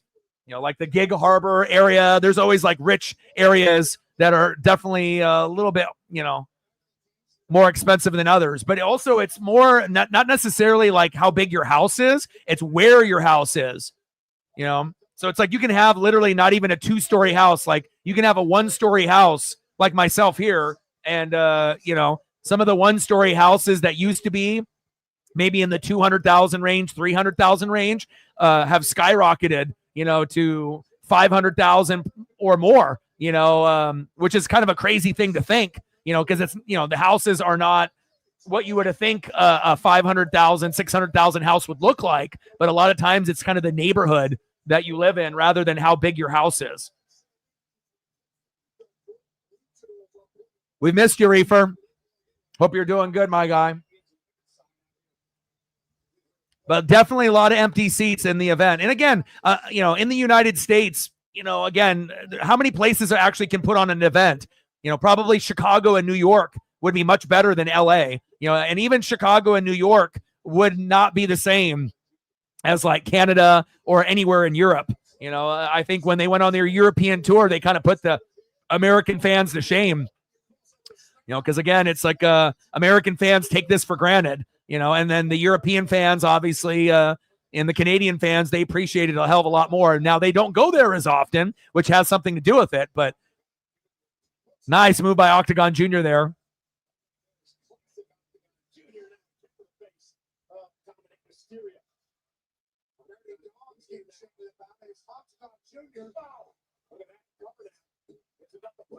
Two. So this impromptu match from AAA Worlds Collide, Octagon Jr. versus Dominic Mysterio. So we're going to have 5 matches on the card, which doesn't bother me one bit.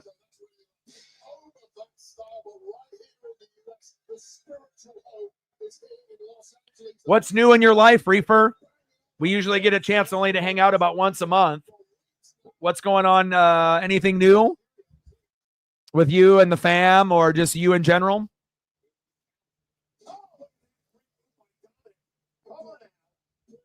Two. Roosevelt stayed there.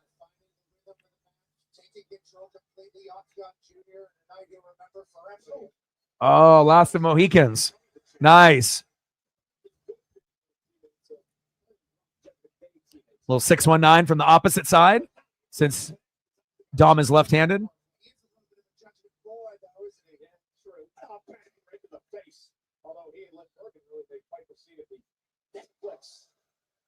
Nice move by Octagon Jr. Two.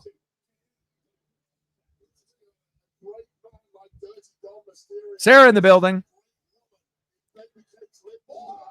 Oh, what a move by Octagon Jr., man. You see some of these Lucha Libre wrestlers, and again, if you didn't get a chance to watch Worlds Collide, AAA, the event that was on YouTube, man, it was something else. Me and Odin watched it, and it was definitely worth the 2.5 hours earlier today. Highly recommend watching it if you didn't get a chance to watch it earlier today. I mean, it's worth it just for El Hijo Vikingo alone, just him alone, and going against Chad Gable. But the card was actually pretty good. 5-star frog splash. I was hoping that match would go a little bit longer, but again, it's just a kind of a filler match.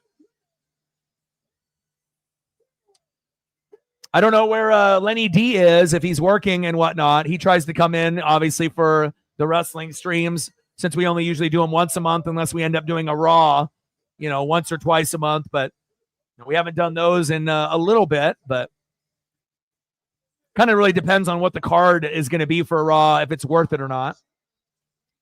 But we've been gaining some really good ground, with the Mariners. And again, we have 2,700 regular viewers, and most of the streams are hitting 1,000 to 2,400.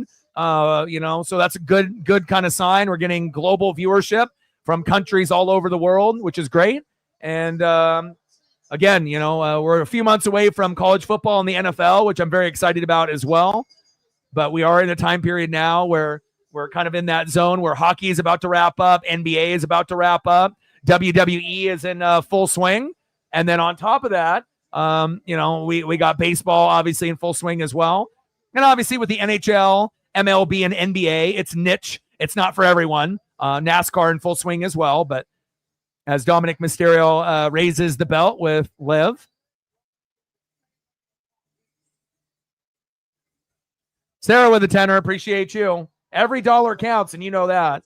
Stacks on stacks, racks on racks with a little Cactus Jack. Bang, bang. Let me know what you want to do for a photo or 2 or 3. Let me know, and I got you. Appreciate you very much. We were wondering where you were, and I know that you've been busy, but I was thinking if there was a time for you to come in, probably this would be the stream to come in rather than maybe a Mariner stream. I know you're a Cardinal fan, but again, great to see you. Same thing with you, Reefer. I was hoping that I would see the two of you, and I don't know if Lenny D is going to be dropping in here before the event ends. Hopefully we get to hear from him and how his life is going, before maybe the main event if possible. But again, it's always good to be able to get the wrestling crew, even if it's only once a month. I really do look forward to these streams. And I do have a Mariner game, that is going to be coming up at 6:38.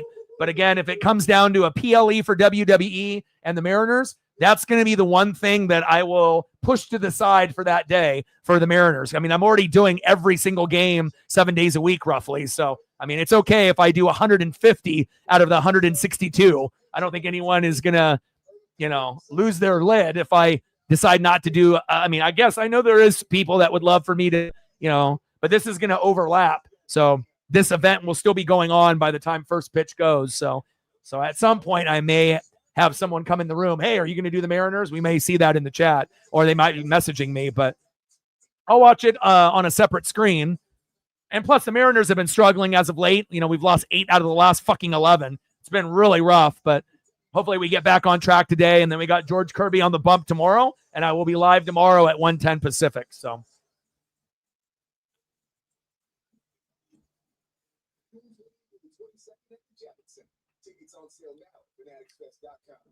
Nice. Cardinals walked off. Arenado, correct? I think I saw something come up on my timeline there. Nice job by Nolan.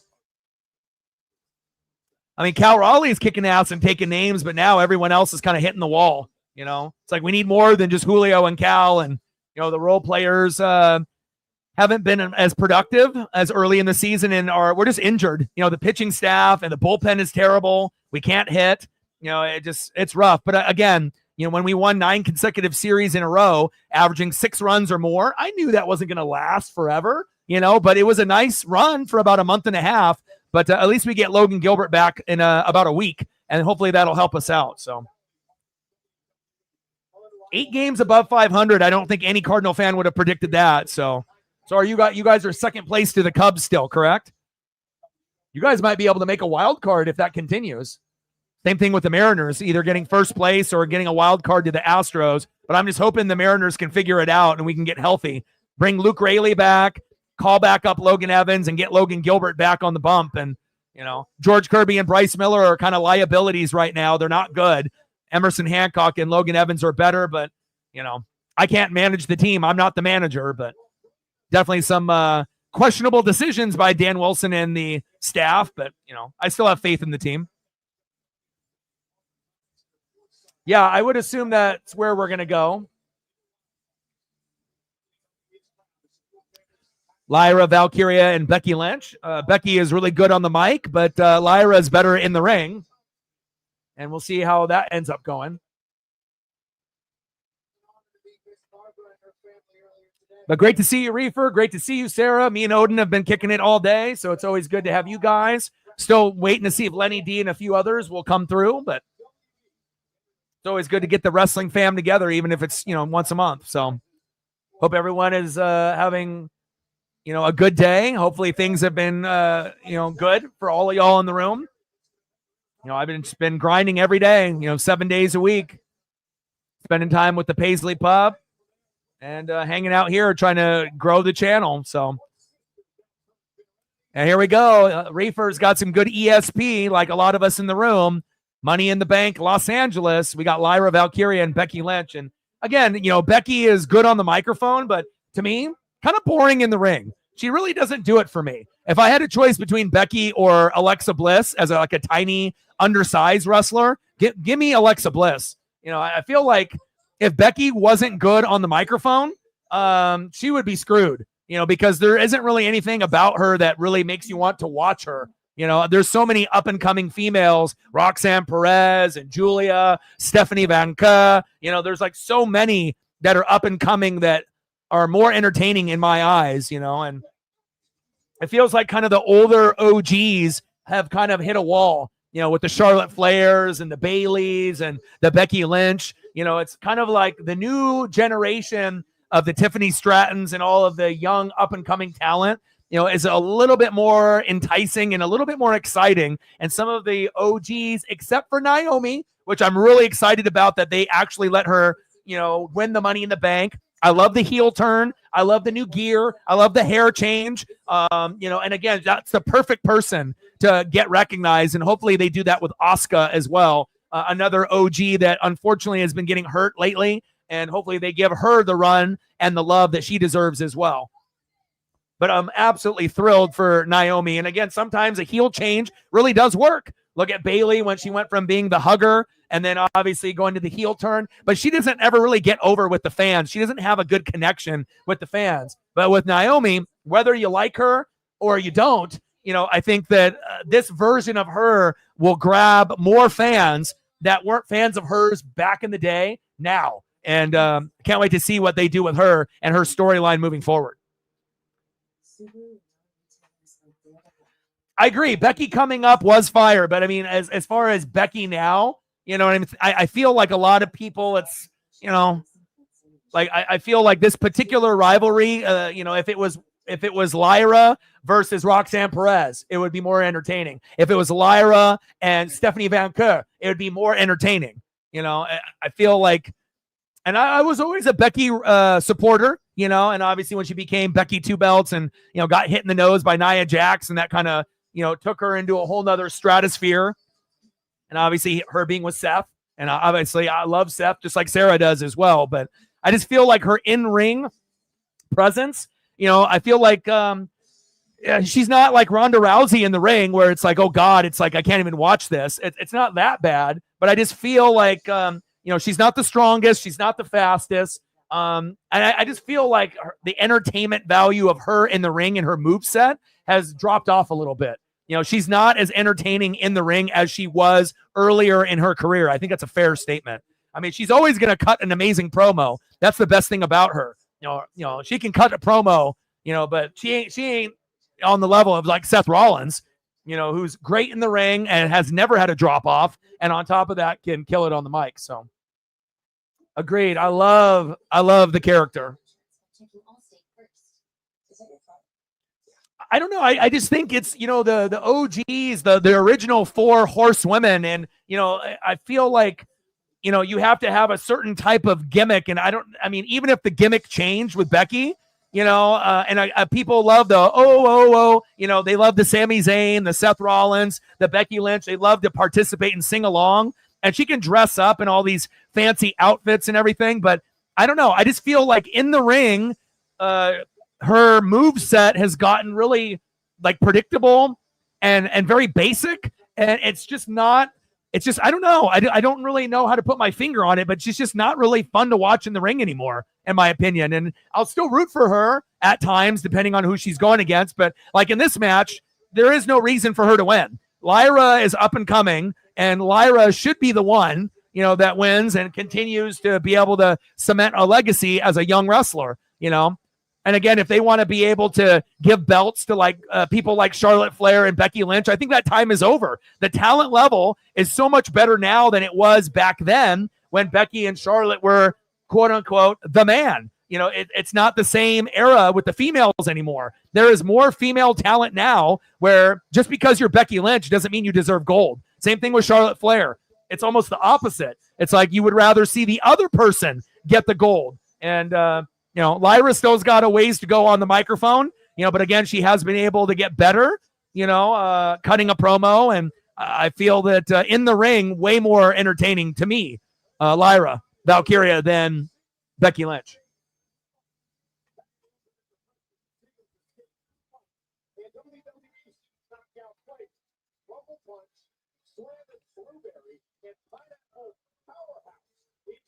But I think like Lyra's got the it factor. Stephanie Van Kuh got the it factor. Roxanne Perez got the it factor.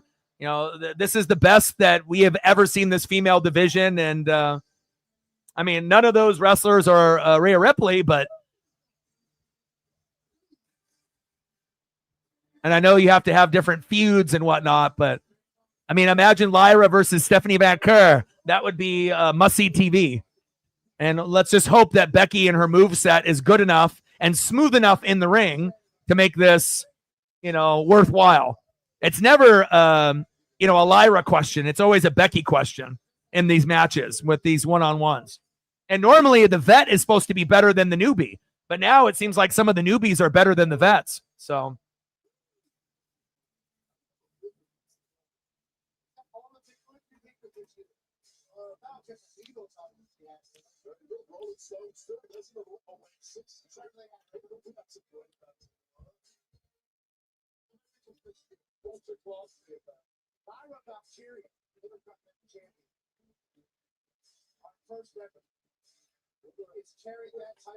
Intercontinental Championship. And then once we get to a point after this match is over, if there's anything specific, Sarah, that you want to see, you let me know. And here we are, Women's Intercontinental Championship, Lyra Valkyria versus Becky Lynch.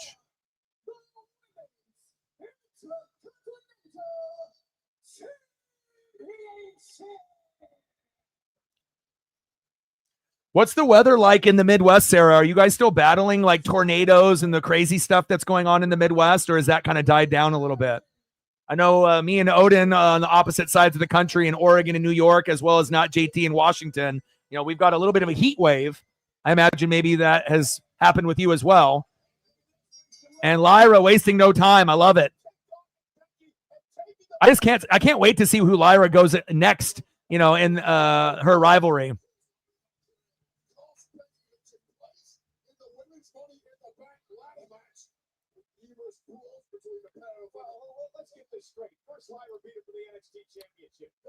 And I don't know why is Becky Lynch wearing hammer pants? What's going on with the black shiny pants there, like a boxer or something? It's gonna be hard to be able to, you know, do certain maneuvers with pants like that. She's out here looking like the Brooklyn Brawler. Lyra getting caught, and good counter by Becky. There we go.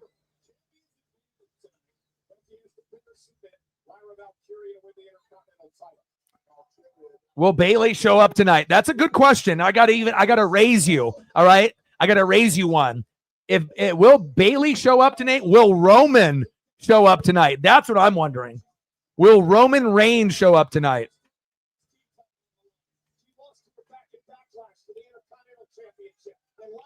Now we might have a run-in or two before this PLE is over. There's definitely a few ladies or gents that we may end up seeing before this PLE is done in Los Angeles.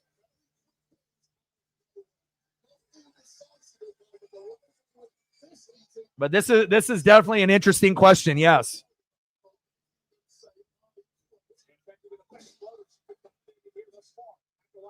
Seth Rollins, good. And I love the faction too. Seth, Braun, and Bronson Reed was perfect with Paul Heyman. And again, much better than like Austin Theory or some of the other rumors that were kind of going around the internet wrestling community. So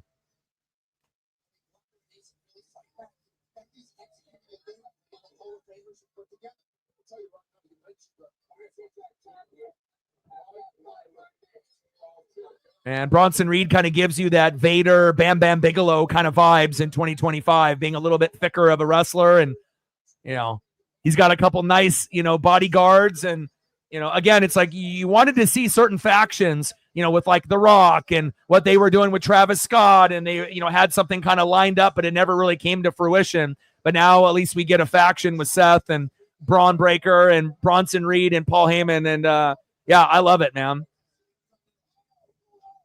Nice counter. 2.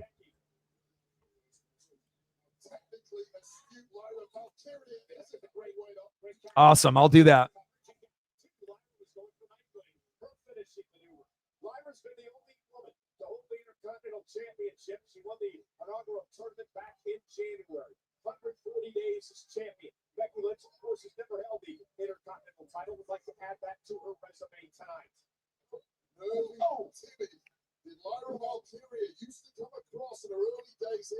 SmackDown roster. Oh, you son of a leg drop cover. Hooks the leg. Almost there. All that time by Becky. It's often a wake-up moment for young superstars when they break in at the very top level. You have to realize the guys and the girls that watch, the guys and the girls that can study the greats, they ain't your friends anymore. They have to stop being the heroes. It's dog eat dog. I think really the only thing that might be able to save Becky Lynch's career is if she ended up joining the faction with Seth. And if she was like the female on the faction, then that might be able to save a little bit of her, I think, her career and whatnot, just the direction that it's going. It's not like she's Ronda Rousey in the ring, but there's something's got to give. There's something's got to change. And, obviously, going from a face to a heel, that's not going to be enough with her. There has to be something more than just what she's done at this point. Unless she ends up incorporating some new moves in the ring and starts training and, brand new persona, brand new moves, brand new theme music, but.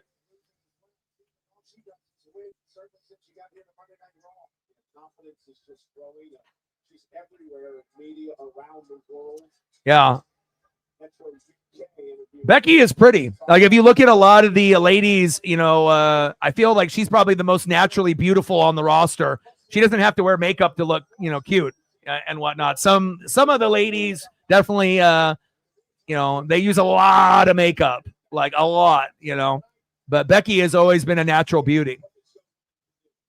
I'm just trying to think of something that can kind of get her career back to where it was. I'm not sure if it will ever get to that point, but I don't know. There's something missing with her.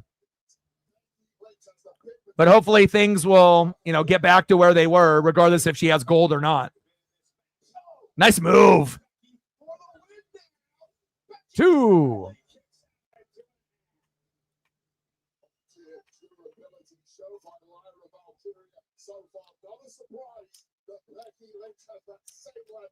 Remember what else is at stake here. Becky loses, she'll never get an opportunity at the Intercontinental title as long as Becky Lyra holds the championship. However, if is Becky the only redhead on the roster? She might be. I'm trying to think if there's anyone else that is a redhead on the roster. I think she is the only one. Unless someone is, and I'm just slipping it through my memory.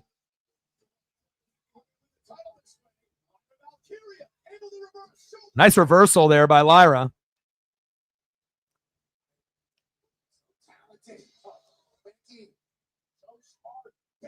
Ooh, nice sell by Lyra. Wow.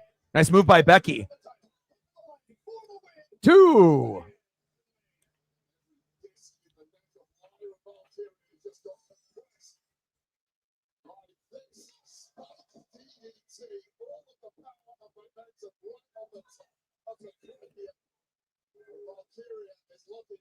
Yeah, I like the orange hair color. If she dyed her hair like brunette or blonde, it would look weird.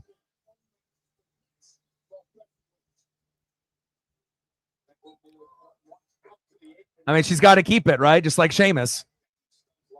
It's a part of their identity and who they are. The hair, the accent, the vibe.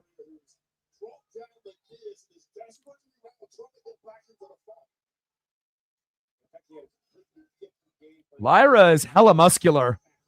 Like you can tell she hits the weights hard. Oh, wow. Wow. Look at the strength by Lyra. Incredible. You kidding me?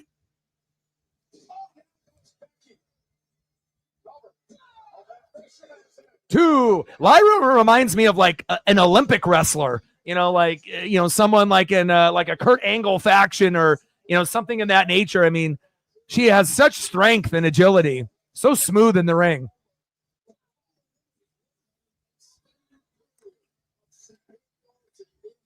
Yeah, I saw that they got signed.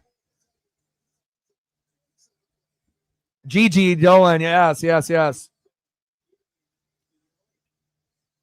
Yeah, Cassie Lee. I saw that come up on my timeline that they signed over there.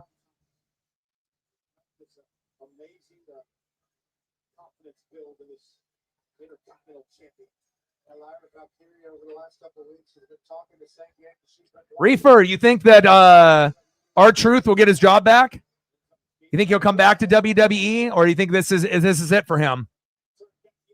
Mr. K Quick, Mr. R-Truth.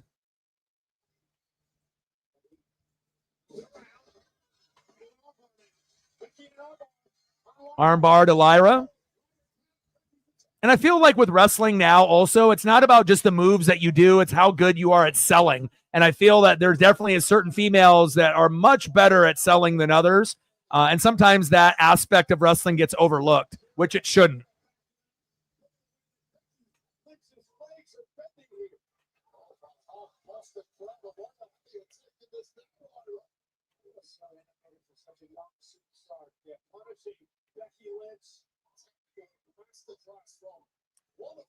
Man, I love this younger generation female talent, man. It's incredible.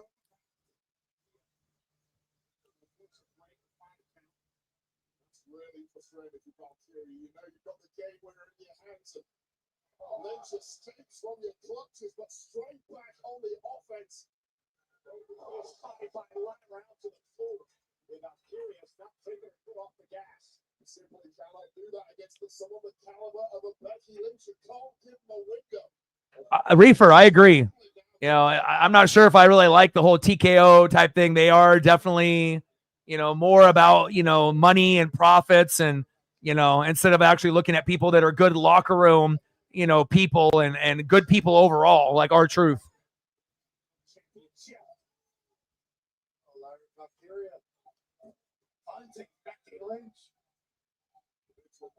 Nothing left in the tank at this point. Outgunned over the last couple of minutes by Lyra Valkyria. Lyra now going to climb up on the top of the Spanish announce table. Becky Lynch is Yeah. How much was R-Truth making? Do you know? Oh my God! RVD-esque, Sabu-esque, Lyra Valkyria channeling in her inner ECW. My goodness! Wow, Lyra, super entertaining. It's crazy that she might be more entertaining two. I mean, Roxanne Perez and her, I think I would go Lyra. I think the closest thing to Lyra is probably Stephanie Van Kuh. You know, I think those two are probably the most over and the most talented as far as the newbies.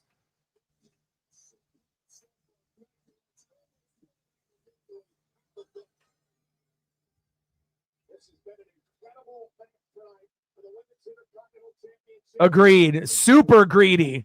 Super greedy. I mean, I don't like it. I mean, I didn't like it when Vince was running it, you know, because it was so predictable and whatnot. And obviously we know that Vince is not the best human being on planet Earth, to say the least. But the merger with TKO, you know, I mean, I love the way that, you know, creative has been able to do what they've done in the Triple H era. But I agree.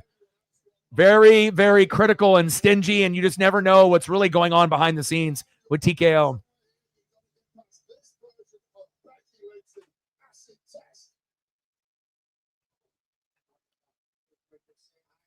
Vikings, great show.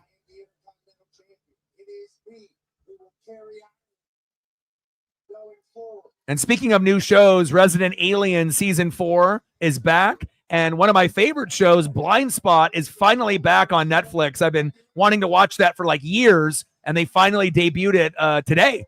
And so I'm back in watching Blind Spot from Season 1, Episode 1. And, you know, it's always cool to be able to get back into a show that you haven't been able to watch. 2. Truth was making $500K. Damn, that's a lot. If that's true. Yeah, I don't. Yeah, they definitely will not be bringing him back if he was making $500K. But I think that, you know, he's a definitely a good person to have in the back, though. Never really had anyone talk a bad word about K Quick or R-Truth in any company, for that matter.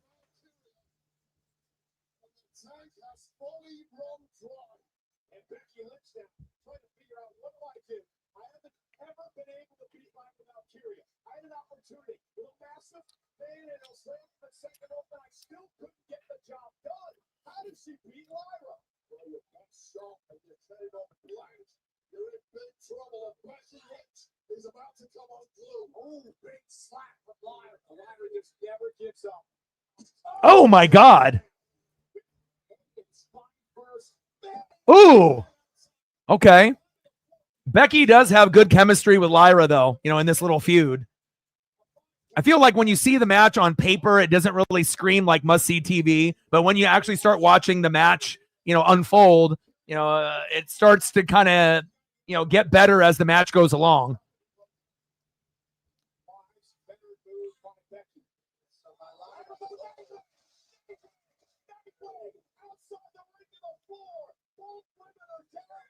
Becky passing the torch.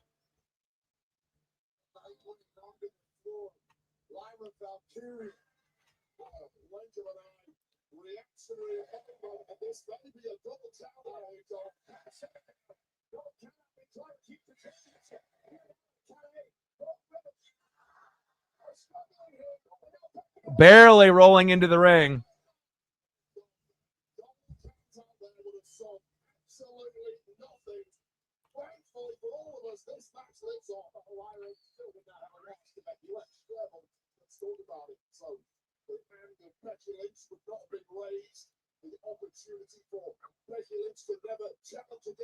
A little passing the torch.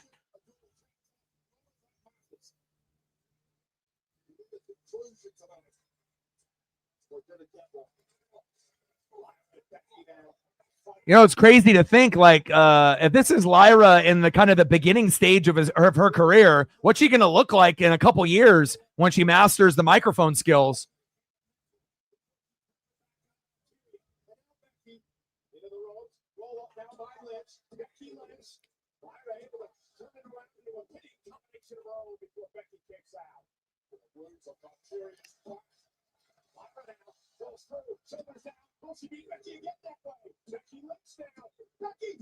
Oh, wow. Becky with the roll up.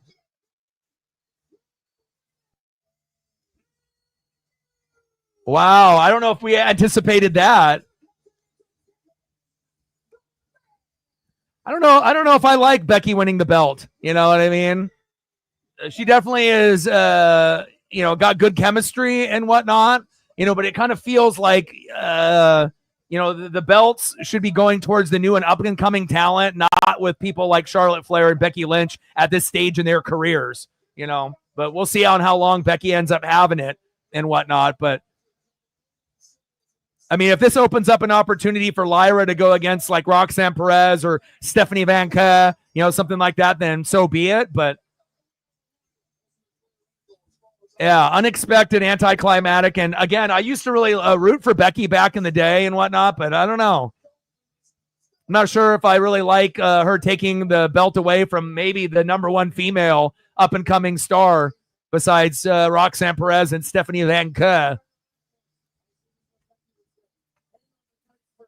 It's like you're almost just, giving gold to the old school, wrestlers like Charlotte Flair and Becky Lynch and whatnot.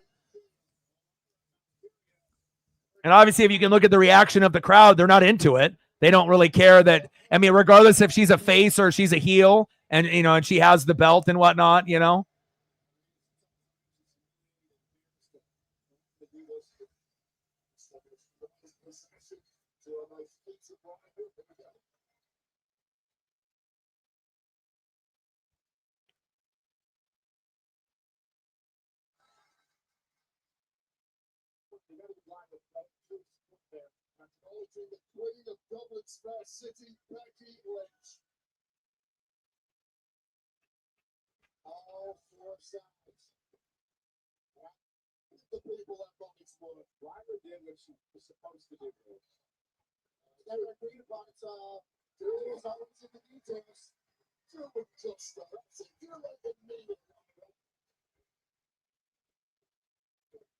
This might be like the worst reaction from an OG getting a belt besides Charlotte Flair.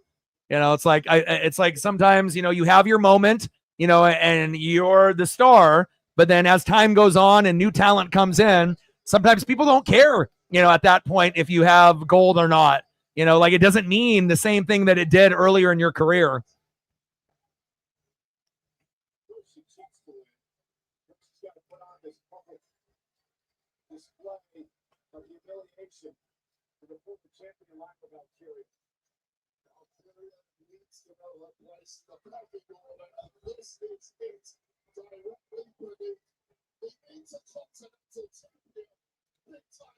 There we go.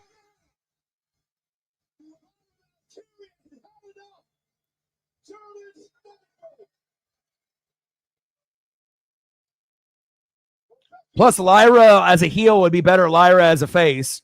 You know, if we get to see that version of her at some point in her career, which I believe we will.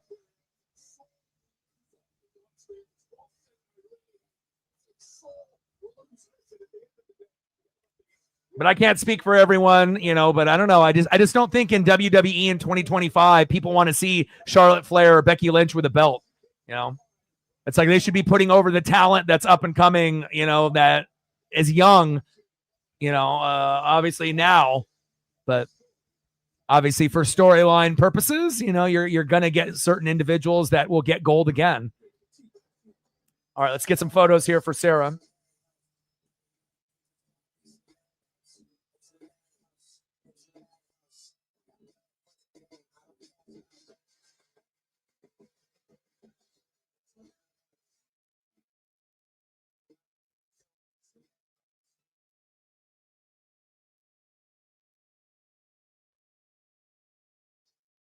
Your cameras, you're going to want to remember this moment.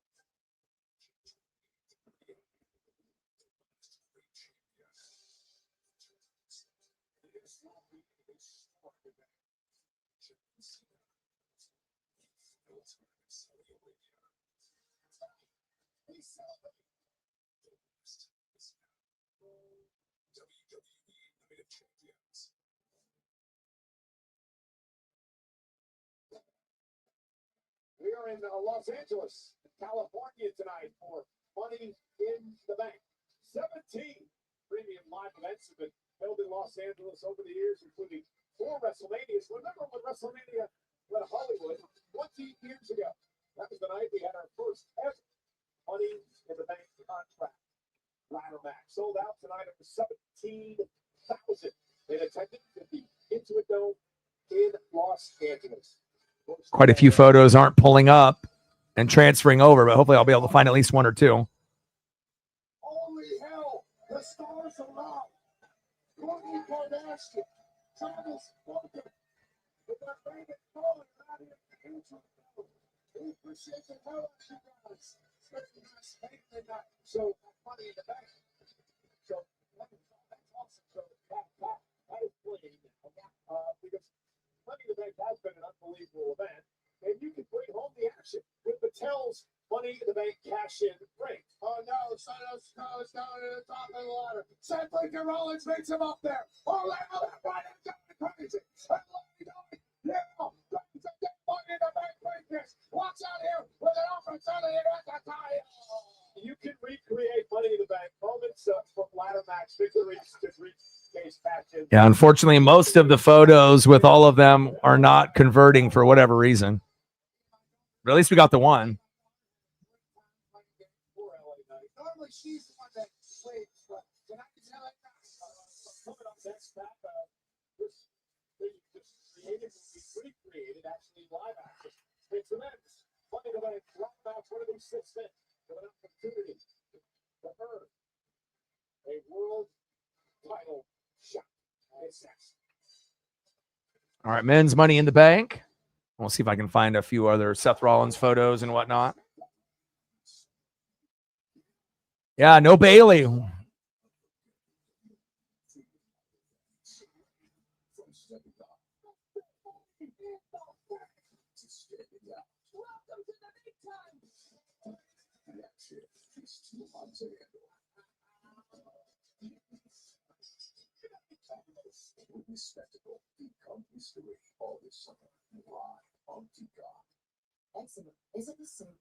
Or maybe I can find one with the 3 of them without Bronson Reed. That's kind of the hard one with the ones that they've done with the Bronson Reed. But if I can find one maybe with the 3 of them, with Braun and Paul Heyman and Seth like this. There we go. Tell your doctor if you have have new or worsening eye problems, you should not receive a live vaccine when treated with Eblis. Before starting Eblis, tell your doctor if you have a parasitic infection. Ask your doctor about once monthly Eblis.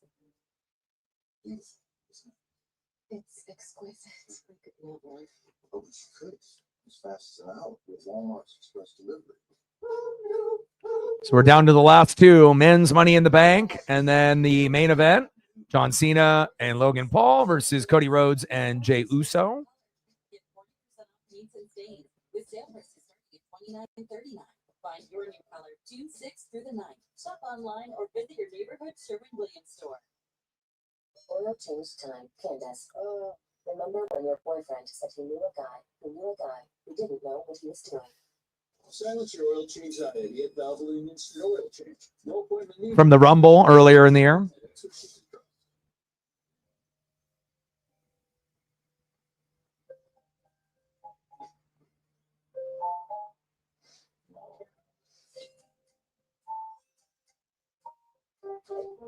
Not getting the results you expect? Don't use AI trained on any of the data, but you can use AI trained on your data.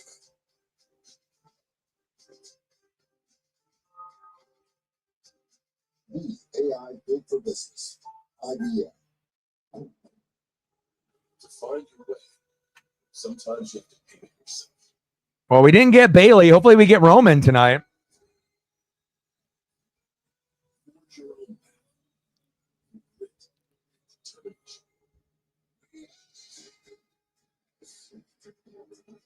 Introducing the latest additions on the Trail Sport line. The 2026 CRV Trail Sport Hybrid. The most capable CRV we've ever dreamed. Got to squeeze one in here for Odin as well.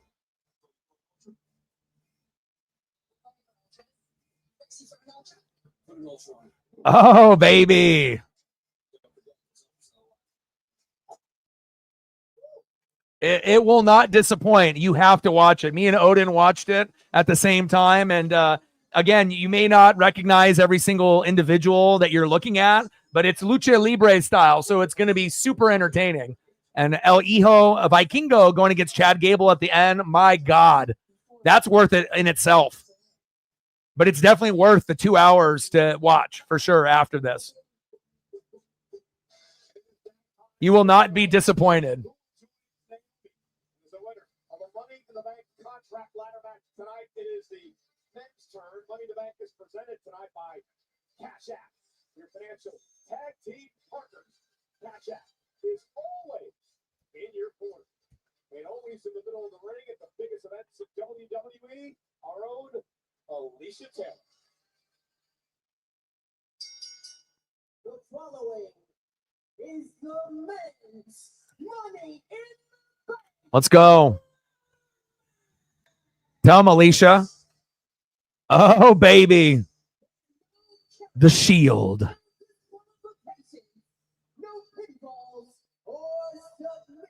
I miss the Shield. And retrieve the briefcase containing a contract for a guaranteed championship match anytime, any place for up to a year.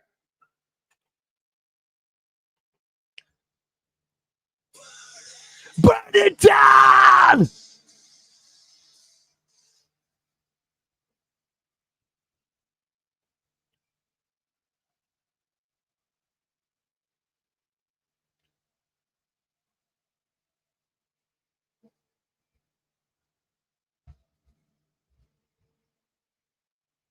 Someone needs to take over after Roman. And, you know, again, Seth doesn't even need a faction, but the simple fact that, you know, we have like a new Shield, you know, in 2025, and we have Paul Heyman with him. He doesn't need Paul Heyman, you know, but it's kind of cool that, you know, that this is all happening.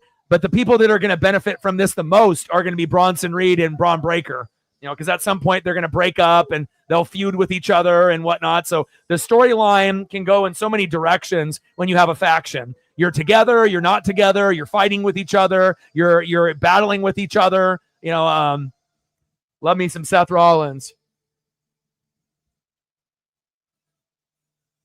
Good old Tyler Black.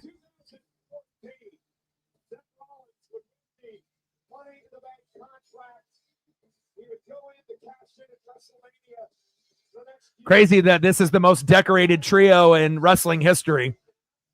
You know, it used to be Hollywood Hogan, Scott Hall, and Kevin Nash, but man, those three really surpassed Hall, Nash, and Hogan. You know, if you look at all their accolades from coming up in the Shield to all the personal success that each individual has had. Dean Ambrose in WWE, John Moxley in AEW, and Seth Rollins and Roman Reigns in WWE.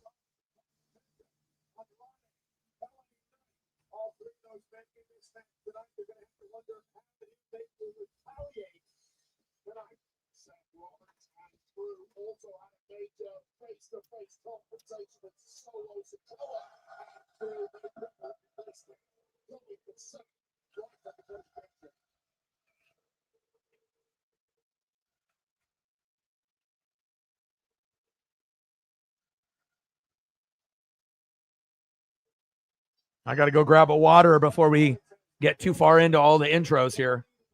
Let me go grab my water here real quick. Who's up next?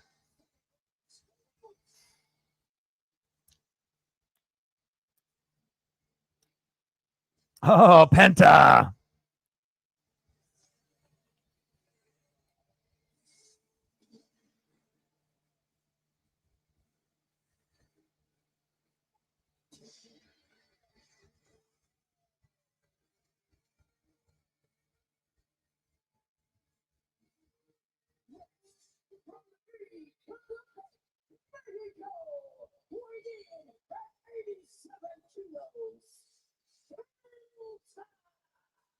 Have you ever remember a superstar capturing the imagination of the WWE fans in such a short period of time than this man has? Not just the fans, it's all of us. It's captivating. It's an experience whenever he enters the arena. I like that. The experience. It happens on Monday Night Raw all the time. He beat Jack Gable and Dragon Lee to qualify for this match. It is his first ladder match in WWE. But he's been playing his career here at the Countdown Show. And Penta has said he believes he's a favorite because he can't good ladder match. As he's staring across the ring from Seth Freakin' Rollins, I'll tell you right now, Penta is absolutely excited. He genuinely believes that. Someone like Penta, 5 months into his career here at WWE, is right on the precipice of getting to the very, very top. I got to go get Paisley a snack here before we get too far into it. Seattle Miedo.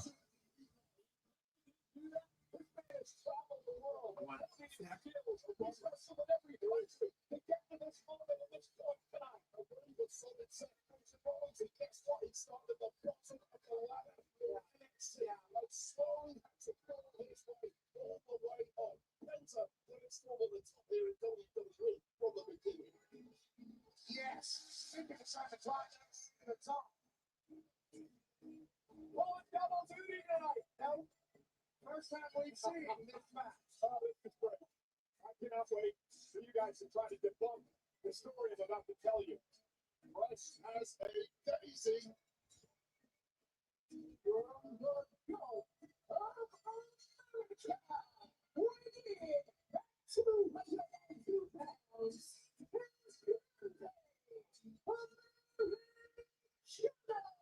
Okay, I've got irrefutable evidence. Monday Night on Raw, El Grande Americano beat CM Punk in the triple threat match to qualify here tonight. Also in that matchup, took out CJ Styles. Now, in the match, he was wearing boots that said CG. They were Chad Gable's boots. Gable even admitted that later on, he admitted that he leased them to him because the airplane lost his boots. Earlier today at Worlds Collide, Chad Gable took on Vikingo for the AAA Mega Championship. Chad Gable had his right elbow and arm heavily taped.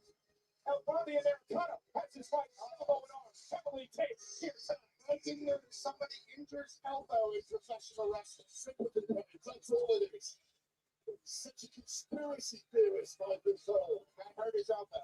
Yeah, people have hurt elbows. One person had the hurt elbow. What is this? Achilles? The first time that thing for? Tommy John? Yeah, okay. Two people can have injured elbows in professional wrestling. You prove it up to that one. It's a coincidence, I guess. Nobody really talking about him. All right, brother. Said El Grande Americano.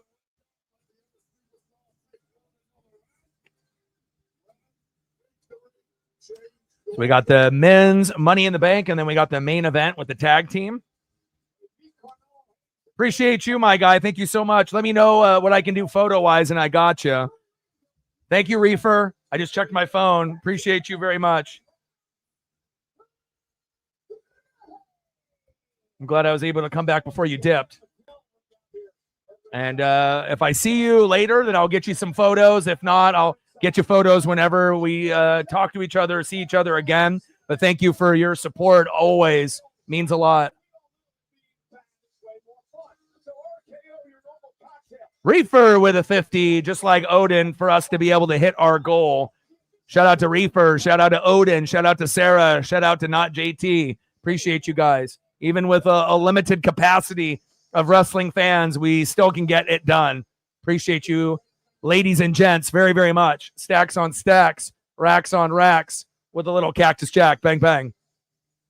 You know, I definitely could have, decided to do the Mariners instead, but why would I do that when I'm already doing the Mariners every day? We have to do a PLE, to get the wrestling homies, ladies and gents together at least once a month, especially if we're not doing Raw every Monday. We have to be able to get together, and, wrestling is just as big to me, as Mariner baseball, NFL, college football with my Ducks. Sometimes wrestling is even higher than those things. And as we see Solo Sokoa making his way to the ring, appreciate you, Reefer. Hopefully Reefer will come back so we can get some photos for him.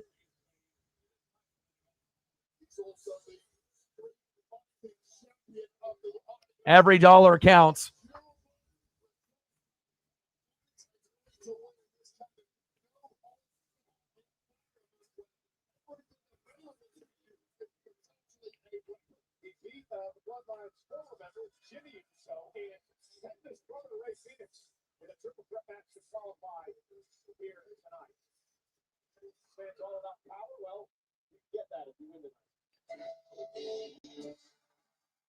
So my prediction with Odin was Naomi, and it was. And again, there's so many individuals here, right? But maybe a guy that is running out of time, like DDP, like obviously Seth Rollins, that would be too easy, right? Like Ripley. You don't need Ripley to win this. There's no point. No point of Seth Rollins winning this. So just for that simple fact, you would eliminate the top, stars in the middle of the graphic for both. So out of the other five, who would be the most deserving? And to me, the answer is clear. L.A. Knight. Yeah. So those are my two picks, and we'll see if I go 2 for 2.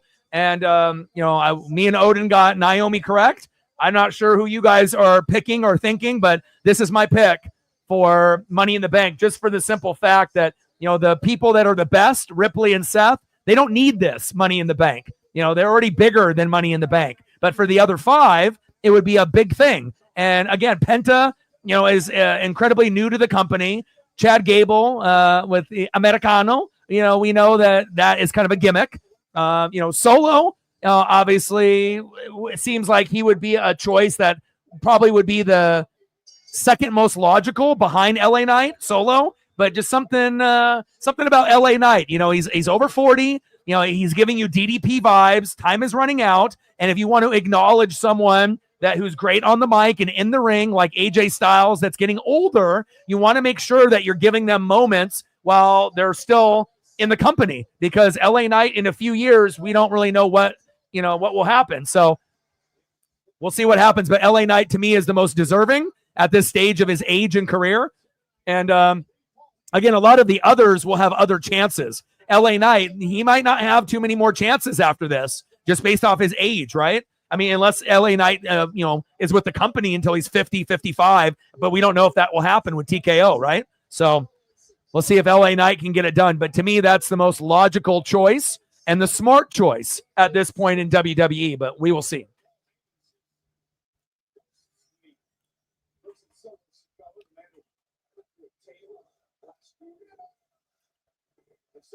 Oh, nice super kick by Penta.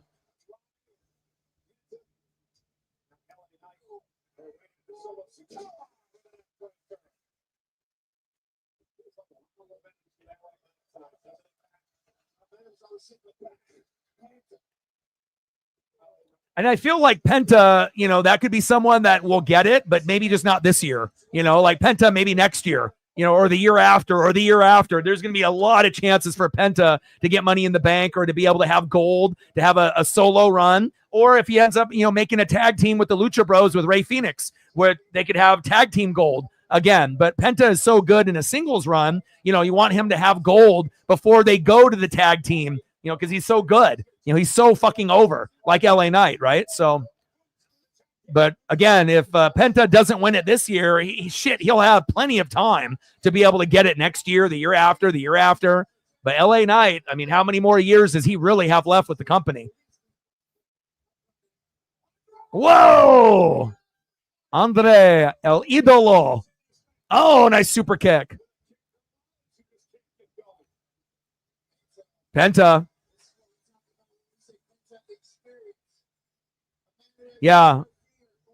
Dude, they were so crazy against Nick and Matt Jackson, the Young Bucks. I mean, the matches that the Young Bucks and the Lucha Bros had are just insane. You don't see tag matches like that in WWE that often, if at all. Like, we haven't even really seen anybody like Nick or Matt Jackson in AEW. Like, again, it's like the 2025 Jeff and Matt Hardy, but better. The originality out of those brothers is just insane.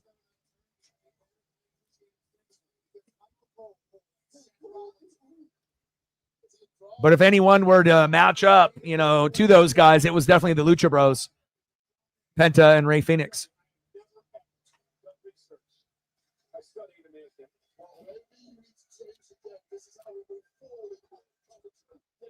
Gable. I think the only reason Gable is not going to win is because he was already in another match, just like Stephanie Vaca. If you're already in one match, they're probably not going to have you win in another one. That's just kind of my mentality on it. If you're participating in 3 matches in 3 days like Stephanie did, or you're in 2 matches here, I think to me that eliminates you immediately, that you're not winning here.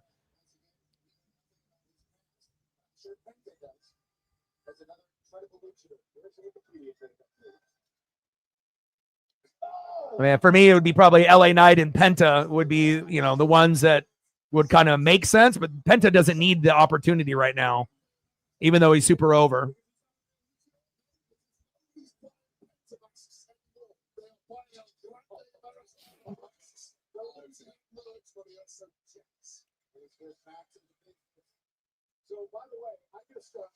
Oh, nice ladder by Rollins there.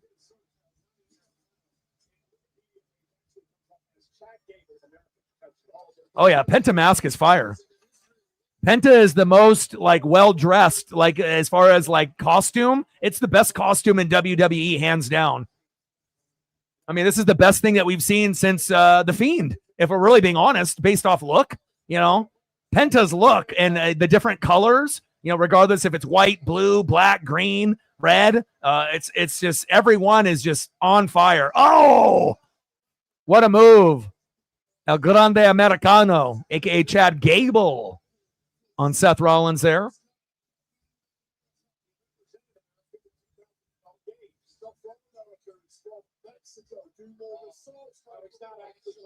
Yes, Penta does give La Parka Psychosis vibes, which essentially they were talking about in the AAA that we were watching in Worlds Collide. There was a little footage of La Parka and Psychosis in there, a little paying homage, and that's where I really loved WCW. I was more of an ECW kid and a WCW kid. It's not like I didn't like WWF. I was always more NWO than DX, and I appreciated The Rock and Stone Cold and DX and Undertaker and, Mankind and Cactus Jack and Dude Love. You know, I always appreciated that, but I kind of was more of a hardcore wrestler in ECW, that RVD Sabu style. And then obviously I like the presentation more in WCW with the cruiserweight division, the NWO, and just, you know, everything that they did back then. It's not like I thought WWF was bad. It's just that, you know, at times it was my third favorite, you know.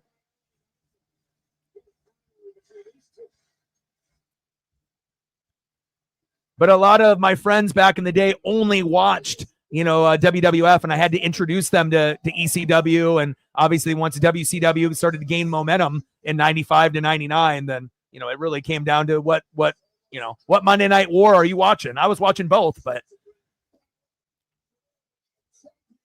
I mean, I loved the Rock and Stone Cold feud, you know, which was amazing. I can't deny that. And DX was fucking off the chain too. But we all have our favorites, right? And I was really happy we had 3 different promotions to watch back then. Oh, shit.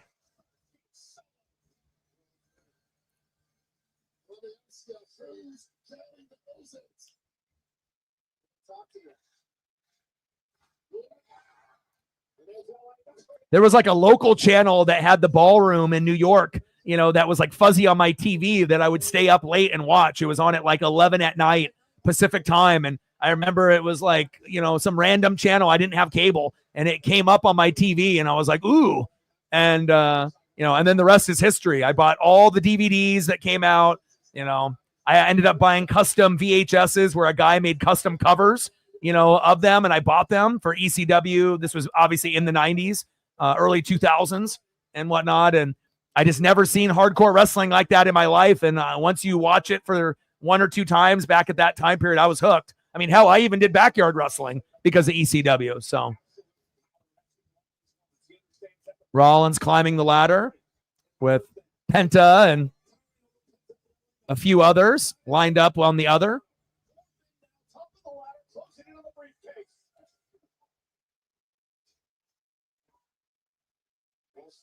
El Grande Americano and Seth Rollins. And now Solo grabbing the third ladder.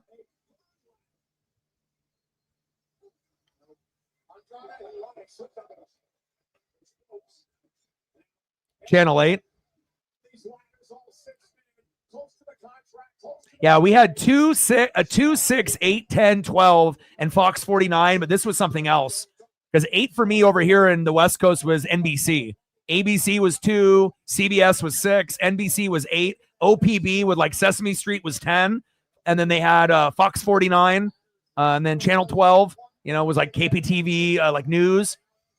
And then that was pretty much it that we got, unless you ended up going through some of the other channels. 1 a.m. your time, 10 p.m. Yeah, I think that sounds about right. But it was somewhere between channel 32 and 64. It was some random one here in Oregon. And I came across it one day and I was like, what the hell is this? And I was like, this is awesome.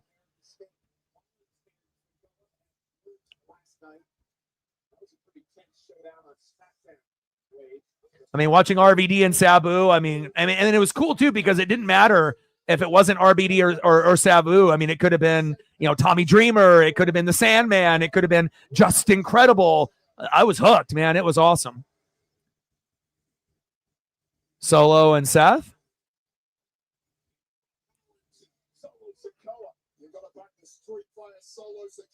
Yeah, and I still got a Case Logic with like 8 or 9 ECW DVDs that came out back in the day. Some compilation DVDs, like best of matches of certain guys, and others were pay-per-views from back then. Oh, nice super kick by Seth, and another one.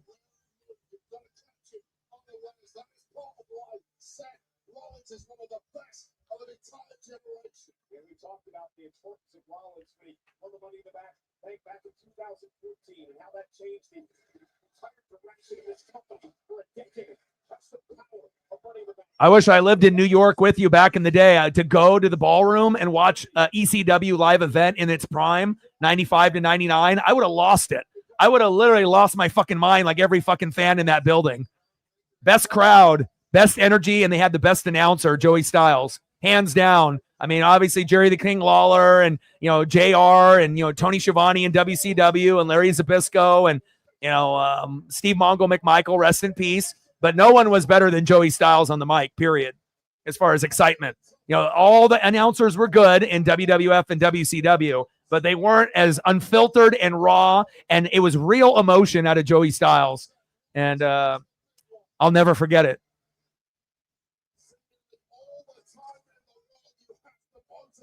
Rest in peace, Sabu, as well. Can't believe he's gone. It'll be a sad day when RVD ends up passing too. Hopefully not for a long time. Seth positioning the ladder into the ring. Chaos all on the outside of the ring. Bodies on the floor. Judah in the building. What's good?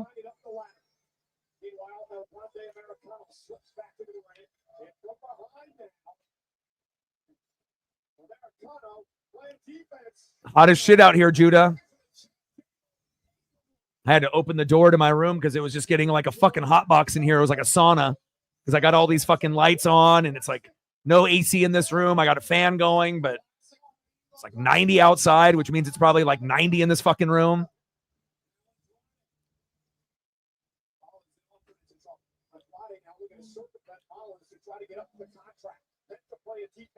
People used to call you Jericho. Lion Tamer. Jericho is a legend. Oh, shit. Sunset flip. Oh. Rollins on the ladder. You just made the list. But Jericho is a pioneer. You know, Jericho is one of those guys that, as of one of the very few that literally was in like every fucking federation ever. Like if you go back and look at all the different federations that Jericho has been a part of, it's wild. Not a guy that gets talked about as often as he should. Definitely a legend in the wrestling business. Great match so far. Judah, Jericho, Chivian in the building. Is that how you pronounce your last name, Chivian? Did I get it right or did I butcher it?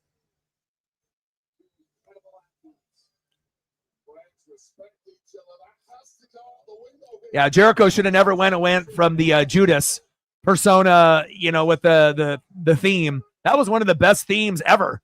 But again, you know, the evolution of Jericho, not going to stick with one thing forever, always, you know, shifting, you know, different personalities, face and heel, theme music, all that.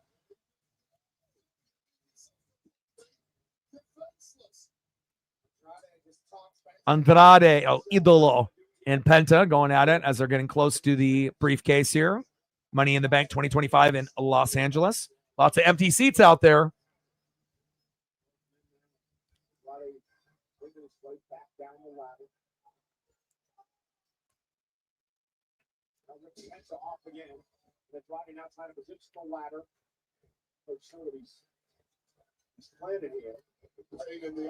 No, it's like the CH in Chicago.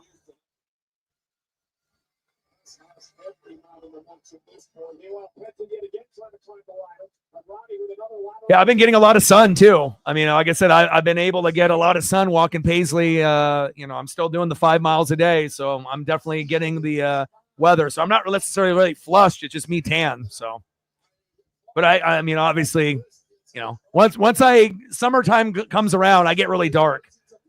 You know, usually I'll be pretty white for a good majority of the year until summertime, and you know, it doesn't take very long for me to get dark. But I don't want to get out there where I'm going to be like potentially getting fucking skin cancer and shit. So I have to like definitely manage it. And usually Paisley can't handle anything above 75. So I try to go early in the morning if I can.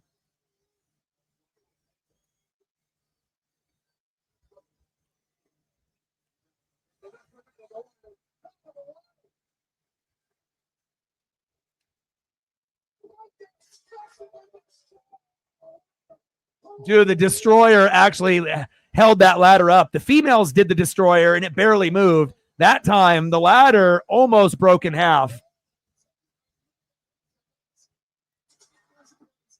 Yeah, only reason my cheeks are red in here is because I got all these photography lights in here, and I got no AC in here, and it's like 90 or 100 in here.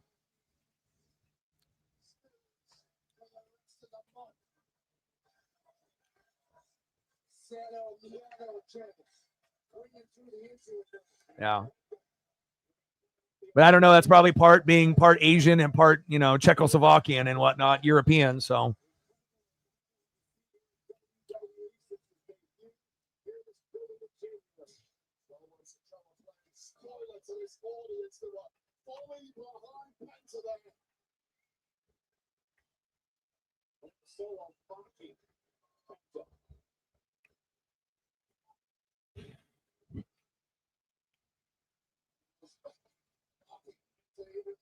Solo with the Penta. Little taunt there. Another taunt. It's like I'm playing a WCW NWO Revenge with the taunts. No Mercy, WrestleMania 2000.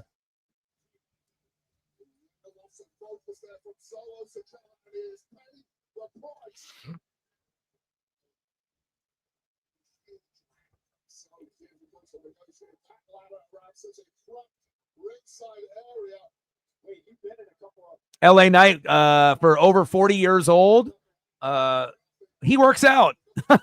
You could definitely tell, like an animal.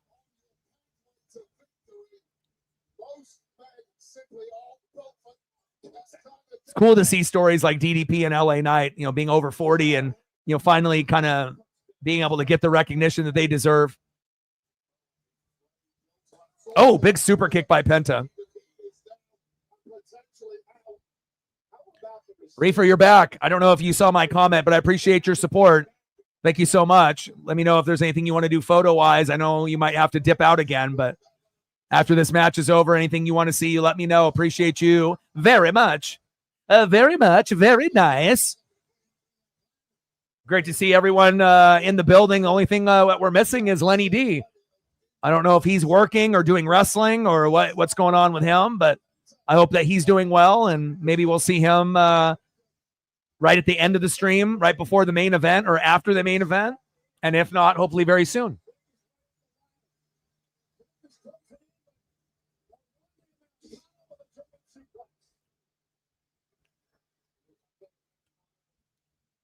So seasoned, so young. Seth Rollins.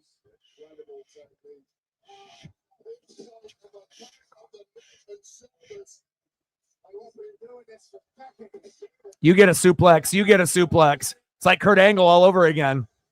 El Grande Americano. El Hijo Vikingo and Chad Gable. In the AAA Worlds Collide pay-per-view PLE that was on earlier today. Watch it. Pure insanity.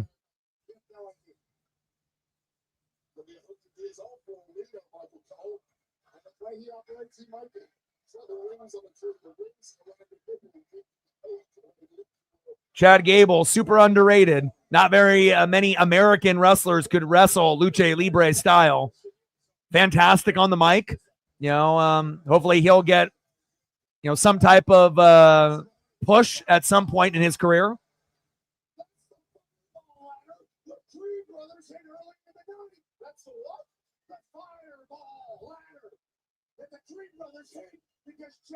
Man, WWE and TKO have just sold out so majorly. We can't even have regular ladders anymore. They have to have the sponsorship on all over, like everything. Turnbuckle, the mat, the ladders. I mean, what's next? Like are they actually going to have sponsorship on the actual ring gear, where you're going to see patches like in jerseys in NBA, NFL, NHL, and MLB, where they're going to have sponsorship on their masks or on their chest or on their butt? I mean, that's where we're going.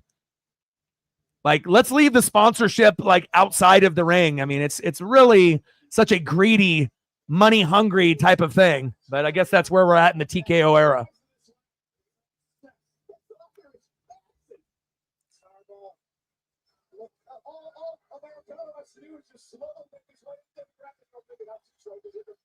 I mean, it's one thing if it wasn't about money, and then I would be cool with it, but it's just a little much, it's a little much. I love Slim Jim just like everyone else, but, and Fireball, but I don't know. It's a little tacky to me. It's a little cheesy, It's It's like nothing is off limits now. Like, what am I going to see? Like Pepsi and Burger King on Seth Rollins' ass on the next ring gear? Like, it's a little ridiculous, dude. Like, when is enough, you know? And it's not like they would stop with just one sponsorship. It'll be like eventually all over the place. Oh, tattoo sponsorship. Oh, there's the metal plate.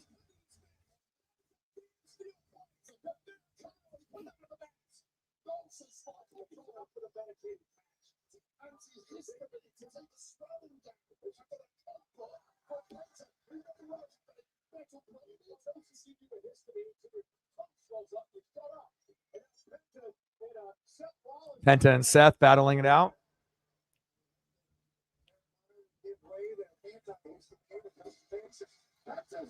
I mean, I don't even like the whole Prime thing with Logan Paul. You know, I think that's a little too much as it is, but at least that's like outside of the ring. And, you know, it's like ring apron and on the turnbuckles. It's like, I don't know.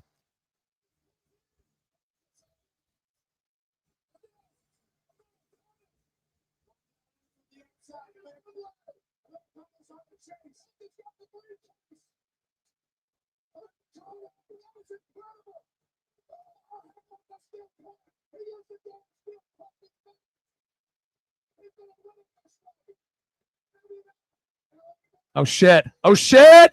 Oh! LA Knight. Whoa.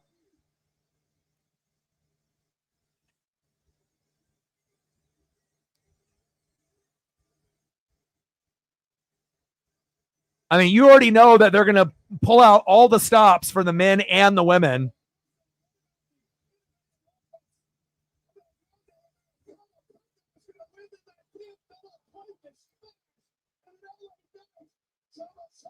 I always get nervous when I see really high-risk moves off a high ladder, just hoping that they don't land on their neck, you know? It always makes me nervous.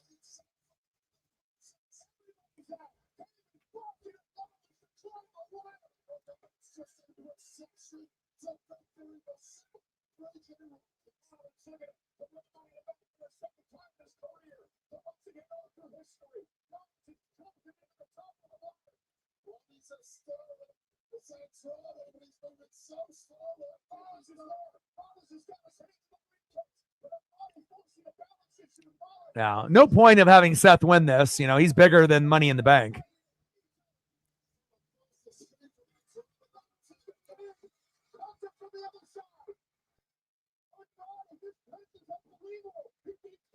If there was ever a time where, you know, it felt like, you know, like selling out for money, definitely is the Fireball ladder. That might be the last straw right there. Like, if they're going to do this on the ladder, like what's next? Like, tables aren't going to be tables, and there's going to be a logo on the table with Burger King or something, like, you know, instead of just a standard brown table. Is that where we're going? Or whatever the, you know, item is that at the moment.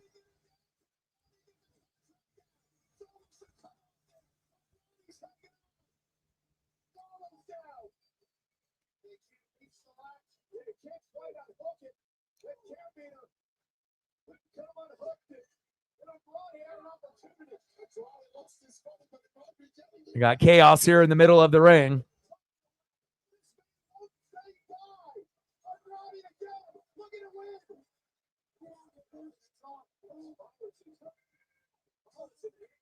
Andrade almost slipped right there and caught the ladder. Oh, oh, oh, oh, oh.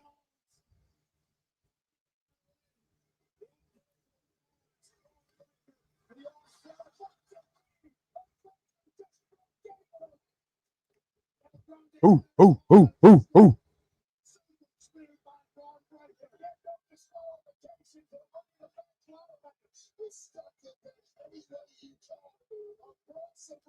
Goodbye.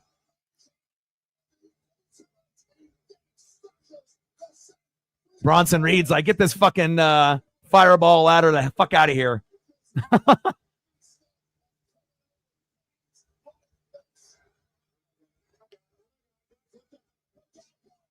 Oh.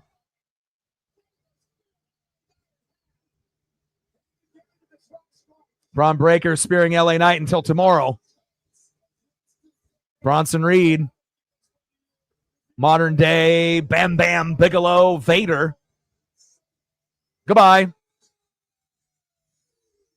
Andrade El Idolo.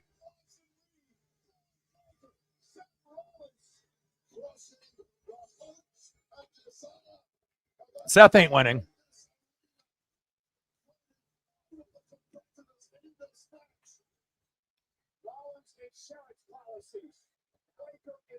Seth and Ripley are too big to win Money in the Bank, based on their status. It definitely is one of those things where someone else can get it. It doesn't need to be them.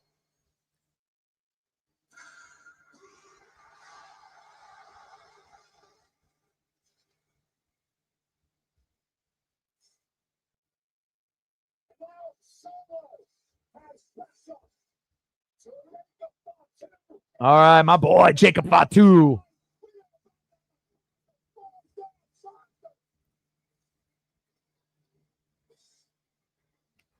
Yeah, I would assume this is where Fatu turns on Solo. This is where I would assume, yeah. Good chance.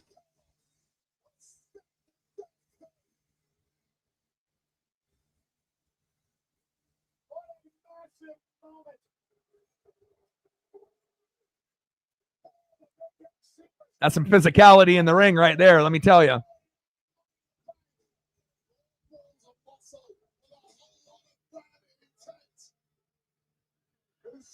Yeah, Jacob Fatu's got all the aura and some. I agree.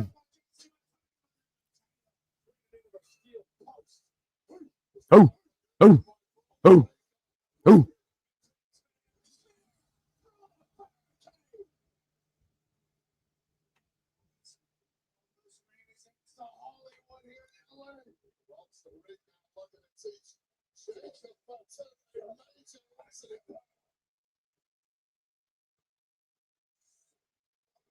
Goodbye.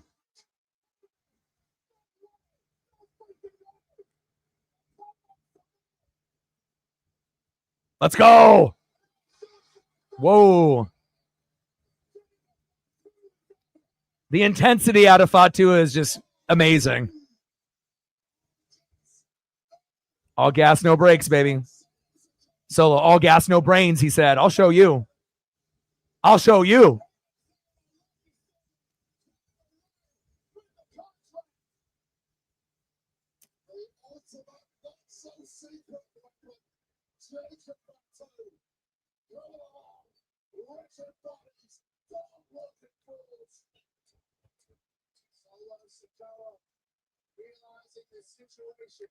He said, go up on the ladder, and then I'll push it over.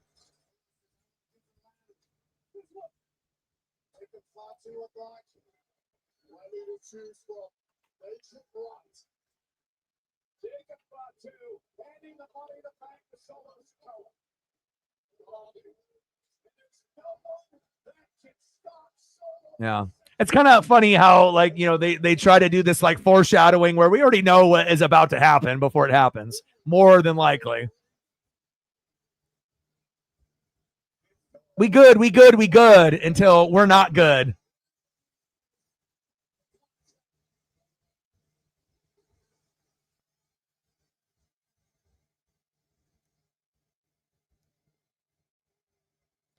Finally. You knew we were at the buildup at some point.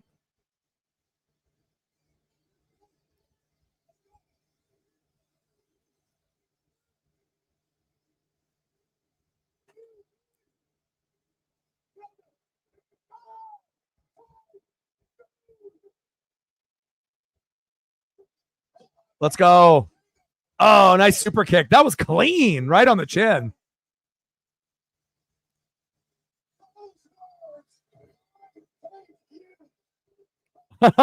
Yes.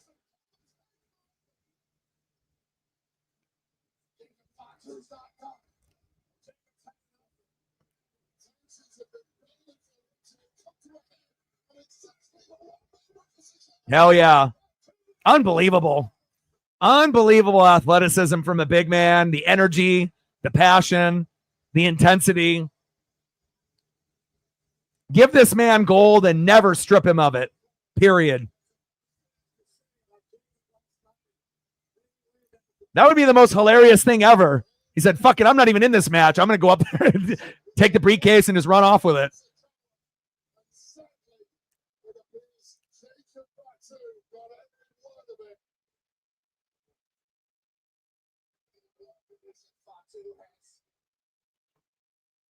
Demolition fantasy of solo support. Holding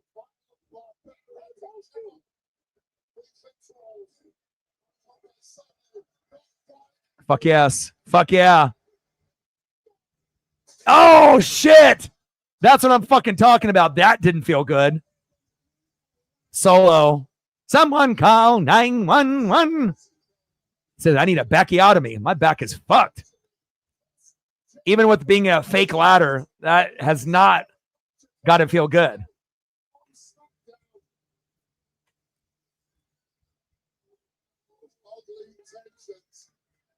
All right, when do we get LA Knight to roll in the ring and then put a ladder in the middle and grab up and grab the briefcase?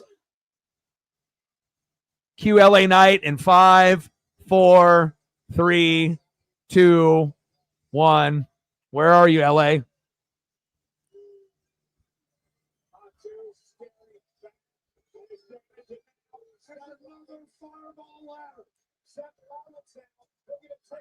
Fireball ladder, really? This is not the WWE that I grew up with, or WWF.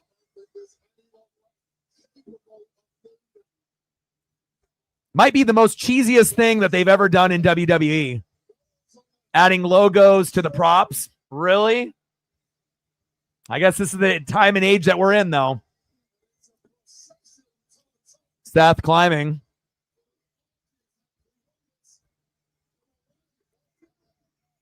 There he is.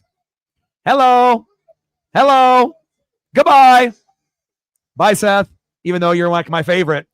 I love me some Seth and I love me some Jacob Thought too. But I want to go 2 for 2 in my predictions, baby. Naomi. And can I get number 2? Oh. They're really dragging this out. Oh, shit. That didn't feel good. Down goes LA Knight. Oh, curb stomp. Uh-oh. LA Knight's chances might have ended right there.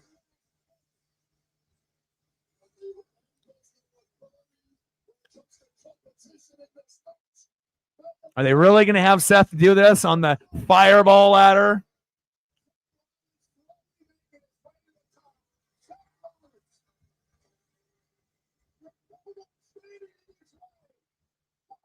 Wow. Wow. I mean, I'm a Seth fan, but he didn't need to win. Just like the reason Ripley didn't need to win. They're too big for this. Wow. It would have been much better having LA Knight win it. You know, he's over 40. I mean, how many more years does LA Knight have left? It would have been much better with Naomi and LA Knight winning. This might be like the one time that I'm actually disappointed that Seth won something, you know? I mean, I love me some Seth Rollins, but LA Knight was more deserving at this stage in his career. Like, you know, Seth winning is just kind of like the bully tactic with, you know, Braun and Bronson Reed and Heyman. I mean, if they were going to be like that, they might as well have just had Ripley win also then.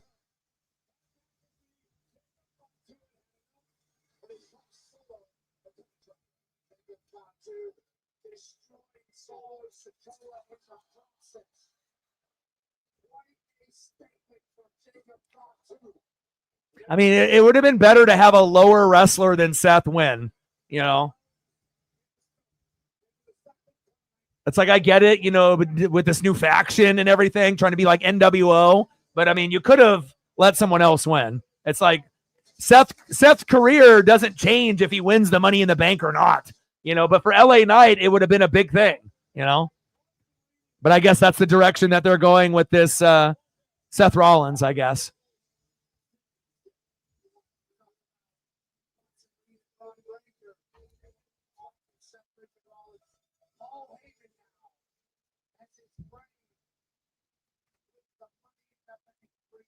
Seth cashing.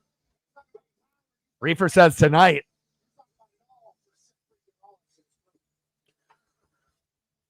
I mean, I love Seth. He's always going to be my favorite. I love Jacob Fatu. But again, I think that even though LA Knight isn't one of like my favorites, like it would have been better him winning tonight. Like let LA Knight have a little bit of shine before his career is over. Like AJ Styles, these guys are both over 40. Their careers are kind of coming to an end. Like let them have some accolades. All right, we're down to the last match.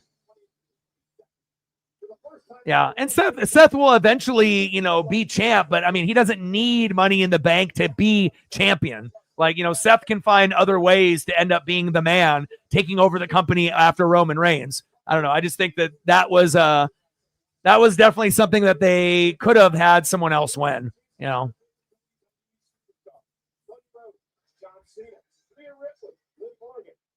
right, we're down to the main event. John Cena and Logan Paul versus Cody Rhodes and Jey Uso.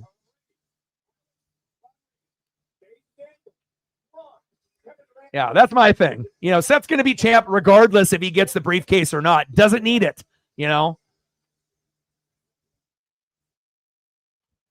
That's what we're saying, We know that they're pushing this angle and whatnot, and I love the faction that Seth has. But again, this was one of the rare moments where you could have let someone else have a little bit of a shine, a little bit of a moment, But again, that's another reason why WWE is like so unpredictable. We feel like we can predict, and then as soon as we feel that we have an idea of where they're going, then they throw a little loophole into the mix. So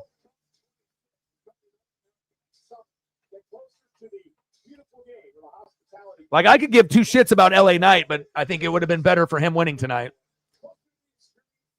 And now we're getting to the main event. John Cena, Logan Paul, Cody Rhodes, Jey Uso.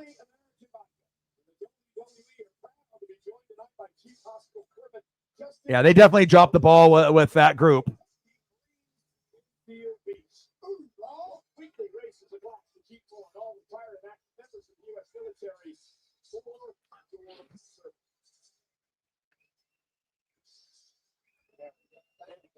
Money in the Bank, powered by Prime Hydration.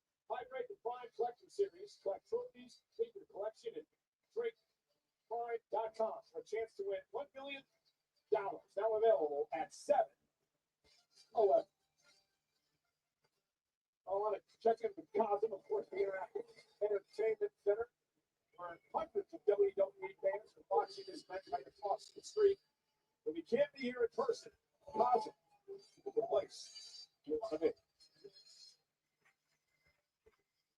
Well, ladies and gentlemen, there's been all kinds of rumors and speculation of where WrestleMania is going to be next April. Well, we have the answer for you tonight.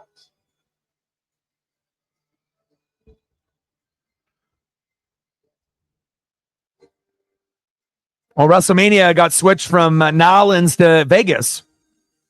We already know that because they're going to make more money in Vegas than they would in Nolans.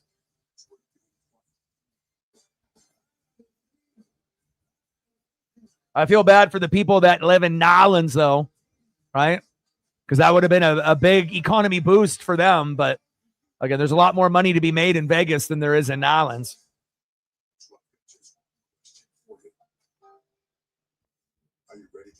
Shows you how greedy they really have become with TKO. They are so fucking greedy. Like, they don't even care about the fans anymore, or the wrestlers. It's just profit, profit, profit. It's crazy, like, how they're turning into, like some of the other things that we, really love and behold.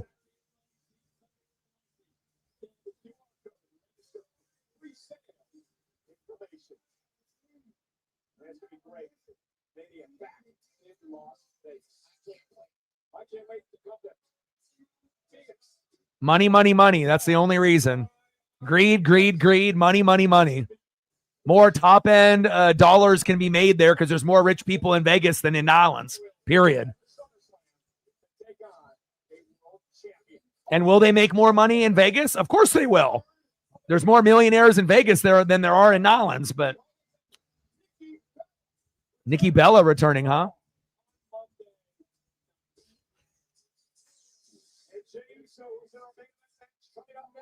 Exactly.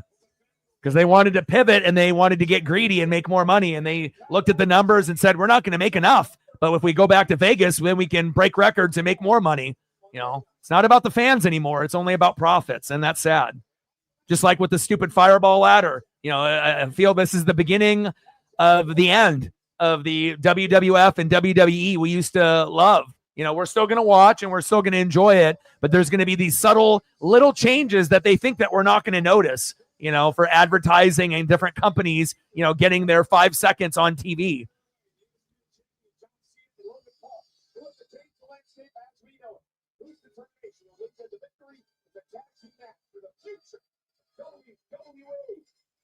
Anything that you want to see photo-wise, Reefer, for your support?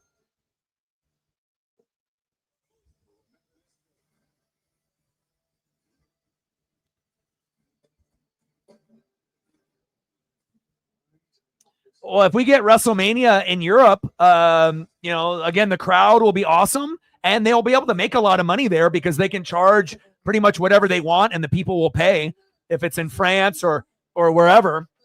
I would prefer to see, you know, PLEs in places where the crowd appreciates it.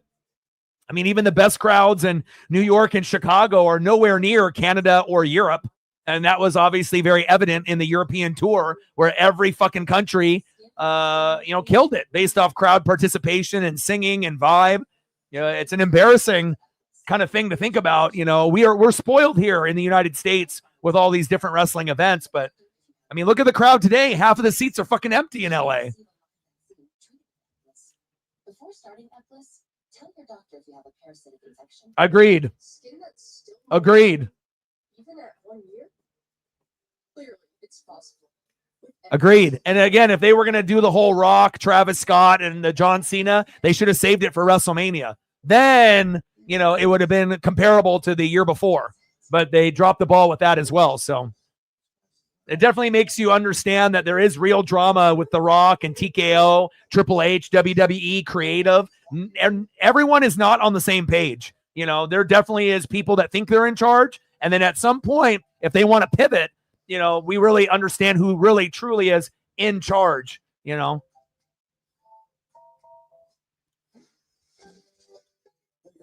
Yeah, I wouldn't mind if we had WrestleMania, SummerSlam, Royal Rumble overseas. The crowd would be much better. Now, obviously, if you're trying to get a ticket to go to it and you live in the United States, that's not happening unless you're rich. But, you know, I like watching events where the crowd is in it. The more the crowd is into something, regardless if it's basketball, baseball, football, hockey, or wrestling, it gets you engaged as a fan at home when you feel the energy from the crowd. When the crowd is dead like it is tonight, you know, we're going to still enjoy it because we're hardcore wrestling fans. But, I mean, imagine if this was in France today, like how much more energy, you know, person for person that you would feel, you know, from the crowd overseas into your TV here.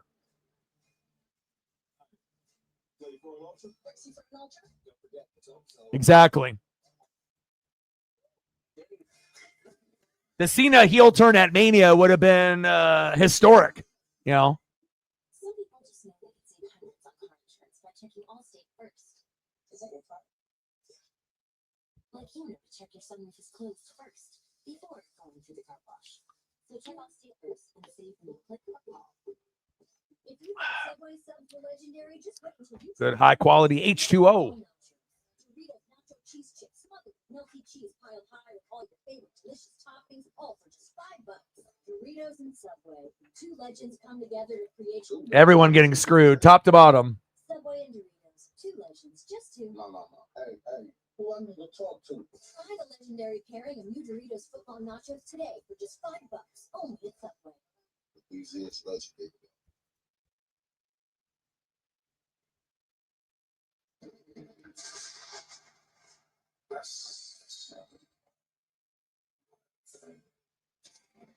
All right, here we go.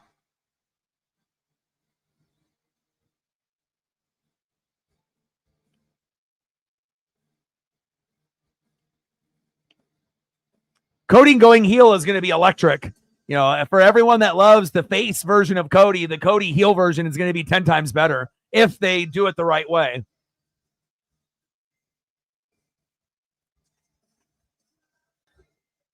And Cody's face run has been an electric one. You know, there hasn't been too many people that have been able to take the face roll to another level.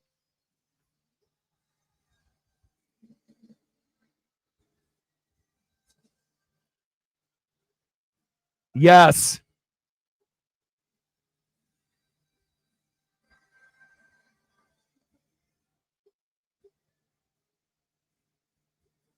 I mean, you got to really think this match really doesn't matter. I mean, it's just pretty much for show. You know, you got 2-on-2. It's a tag. I mean, obviously, if it's 1-on-1, Cena and Cody, that's what everyone wants to see, right? No one gives a shit about Logan Paul. And obviously, Jey Uso is just kind of the filler guy that you have to throw in there, especially with Logan Paul being a part of this match, you know, but.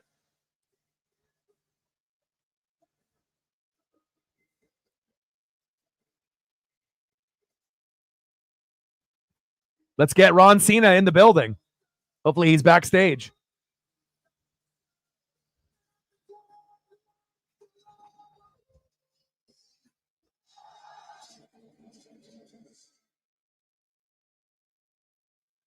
Still one of the best theme songs in wrestling.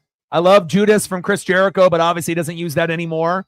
Changed gimmicks up a few times, but this is definitely one of the best wrestling themes in the last 5 to 10 years, 15 years, 20 years. Facts.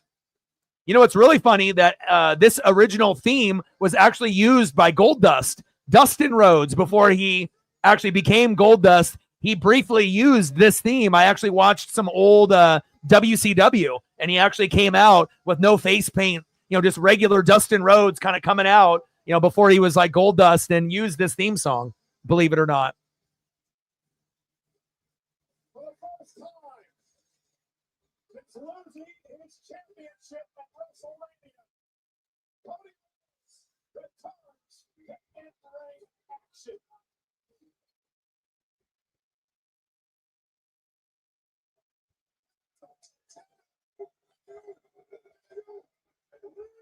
Yeet.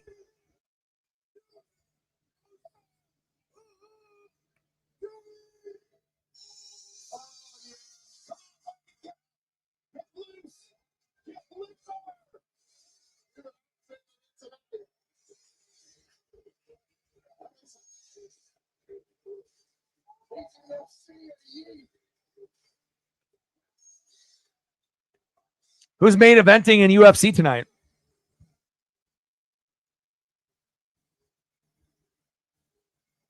I don't watch it as regularly as I used to. That's for damn sure. UFC 316. Oh, it's O'Malley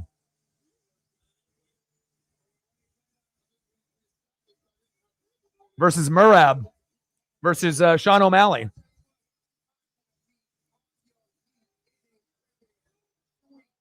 He's fun to watch.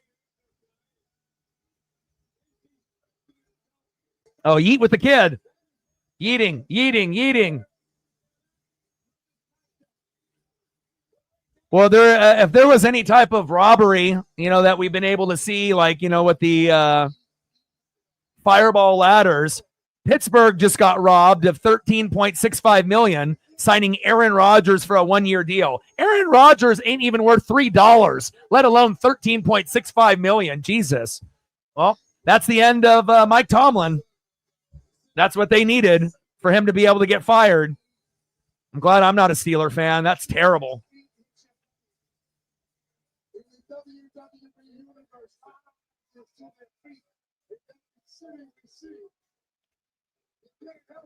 Monkey Kung Fu in the building. What's good? It's about time that we actually started playing well. 3-0. I will be live tomorrow. Cal Raleigh with another home run. 25. 3-run blast, baby. Polo and Julio on board. Cal Raleigh, best catcher in baseball, baby. We need a win. We've lost 8 out of the last 11. So if this event was on earlier, I would have done both. But unfortunately, they overlapped. Monkey Kung Fu, he knows. And we'll be live tomorrow at 1:10 Pacific. I wish it wasn't George Kirby on the mound. I wish it was Logan Evans. But Big Dumper coming up big. Yes, sir. Let's go. Tridents up. Go M's.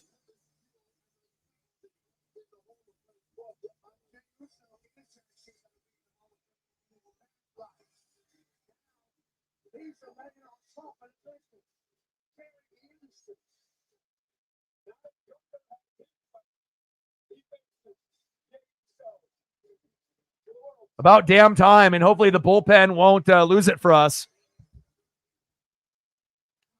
You know, the number one catcher in home runs is only 48. Cal's pacing for almost 70. You know, so again, this is something that won't be the last time that Cal ends up being a record breaking. You know, at the end of his career, he may be, you know, going down in history with guys like Johnny Bench and, you know, Buster Posey and, you know, Pudge Rodriguez. And who knows, when it's all said and done, maybe Cal ends up making history for himself as not only being the best catcher in, you know, this generation, but maybe being known as one of the best catchers of all time.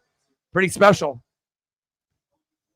Especially when you're on the same level as Shohei Ohtani and Aaron Judge.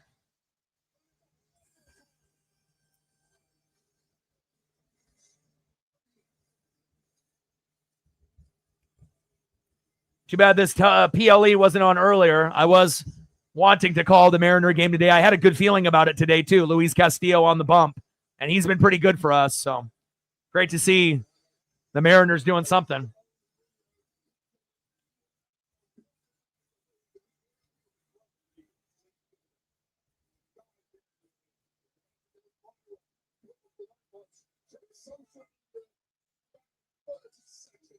Nice job, Cal. You the man, baby. Keep raking those home runs, baby. And a 3-run blast, my boy.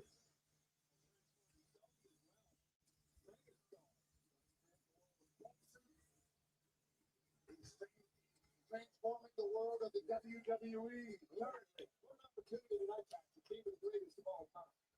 I believe he just caught a throne. Now that takes some skill. This is the future.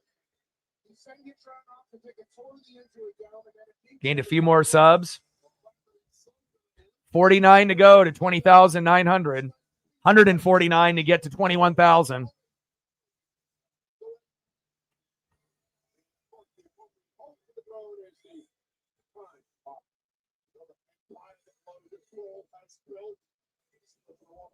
in the process of building in the world of some of the well, this match tonight, our main event is brought to you by Morgan and Morgan, America's latest, largest, I should say, in-ring law firm.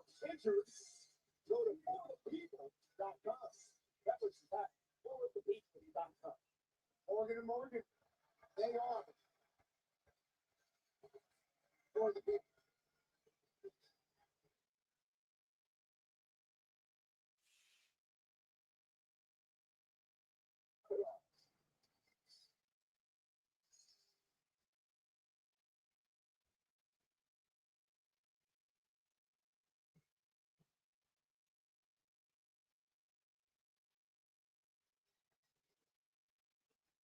I like the blue and the yellow, Mariner colors.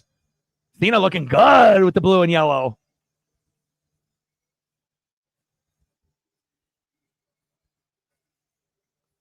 Still 3-0 Mariners. Great start for Seattle. About damn time. I'm ready for this losing streak to fucking end.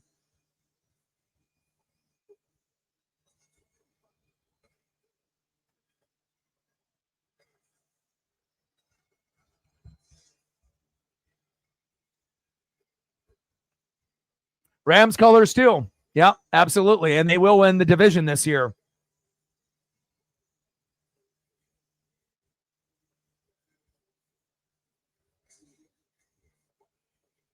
Rams will be fun to watch. That's for damn sure. Rowdy Tellez, dribbler to first. 2 away.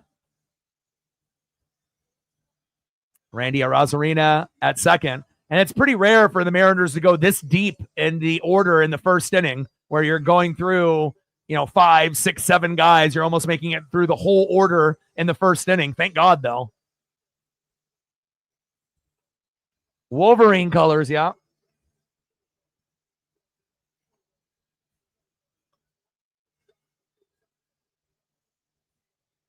Agreed.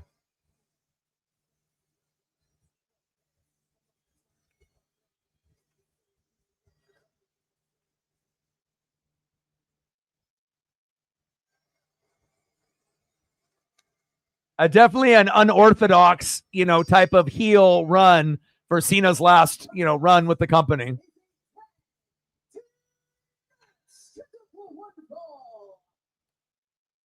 Introducing first, the team of the American Nightmare.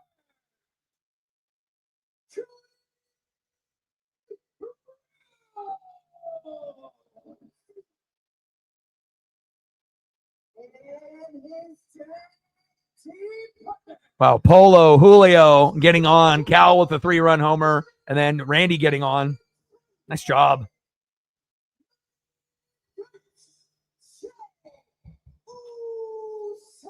Yeet. All right, Mariner game is on. Money in the Bank is on. We're at the main event. It's hot as shit here in Oregon. It's like fucking 100 degrees here in the studio.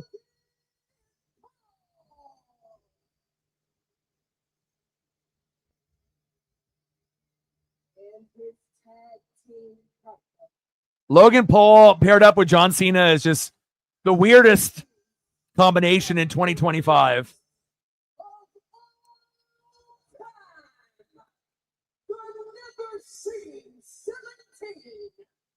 Here to grace Los Angeles with his presence one final time. The last ring. The lighting makes it look like Laker colors now too, purple and yellow. But then obviously as they do this camera angle, it's blue and yellow. But when they had that other angle, it definitely looked purple and yellow.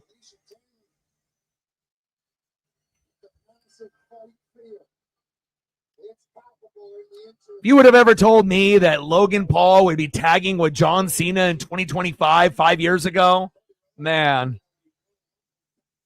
I guess that's the world that we're living in. Yeah, I'm going to watch that, Dexter. I'm watching. I watched the preview of it, though, and it has Peter Dinklage, obviously that was in Game of Thrones. I don't know. It kind of looks cheesy to me. I'm still going to watch it, and I love Dexter, and I watch everything Dexter. But after watching the initial preview, it doesn't really look like it's going to be that great. It kind of looks like it might end up fumbling a little bit. Like, I'll still enjoy it, and I'll watch it. But the initial preview that I saw, I wasn't really too thrilled. It didn't make me want to be like, oh, my God, I have to watch this, even though I'm going to. But I hope I'm wrong. I hope it ends up being great.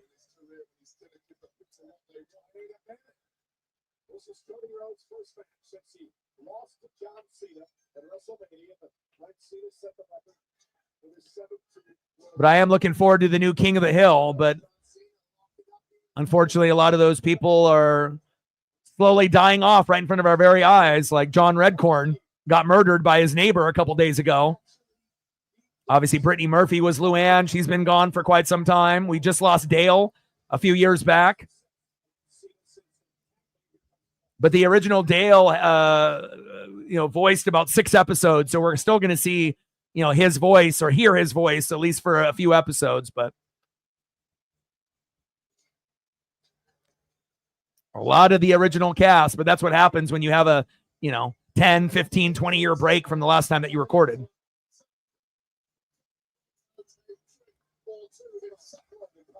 I think that's 100% the reason why they paired him up, because obviously Logan is, probably the most hated in the company. So like how do you get more hated? You pair up with the most hated guy, right?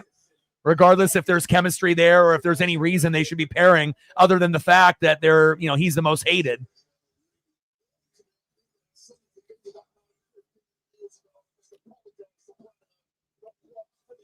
I know camera work is not good here. Yeah, pulverizer is a good move. But again, this doesn't really, they should have made the men's or the women's Money in the Bank the main event. I would have preferred and obviously we know how big Cena is and Cody, that was never going to happen. But I mean, really, what's the importance of this match? It's just kind of for show, Ending the show with either the men's or the women's would have been more electric, in my opinion. But, when you have Cena and Cody Rhodes, again, they're not going to have them as the second to last match. So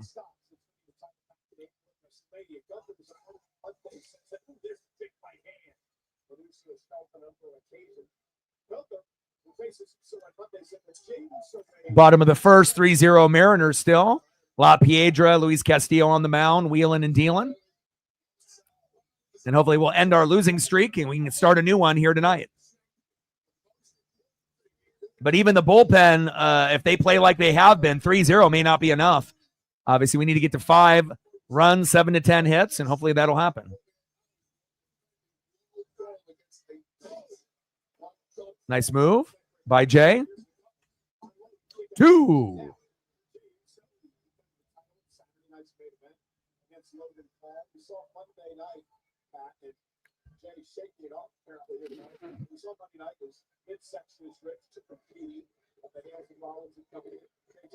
Yeet, yeet, yeet.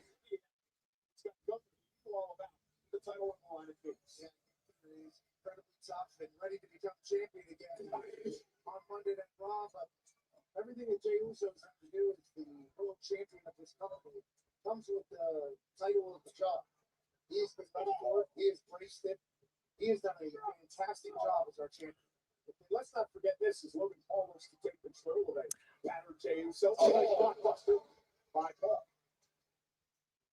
Now shoots the half in the cover. Is it enough? I wonder if Logan Paul is really in touch with reality. I think in his mind, he thinks that people don't like him is because they're jealous of him and his success on YouTube. But the reality is that people don't care about that.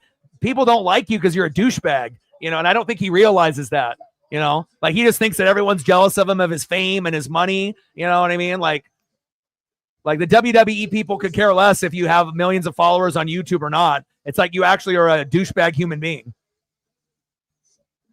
But I guess it works for being a heel in WWE. If you're a douchebag in real life and then you're a douchebag in wrestling, then you're not really trying to be someone that you're not. You're just a douchebag that can wrestle, that is athletic.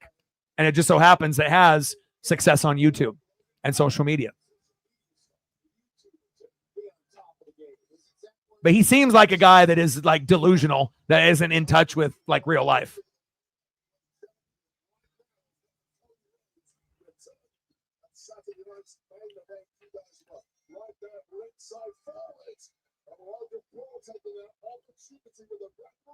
Fatu is one of those special guys like Cody Rhodes, though, that can be a face or a heel and is super over no matter what. Best version of Jacob Fatu will always be heel, But again, when you're that over, you can kind of go from one side to the next. So you can't wrestle. Yes, he can. You can't wrestle. Yes, he can.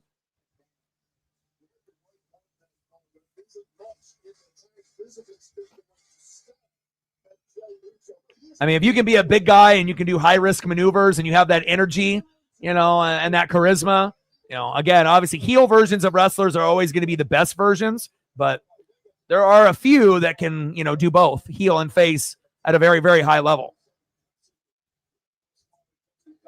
Randy Orton, Seth Rollins, Cody Rhodes, and I believe Jacob Fatu can do it too.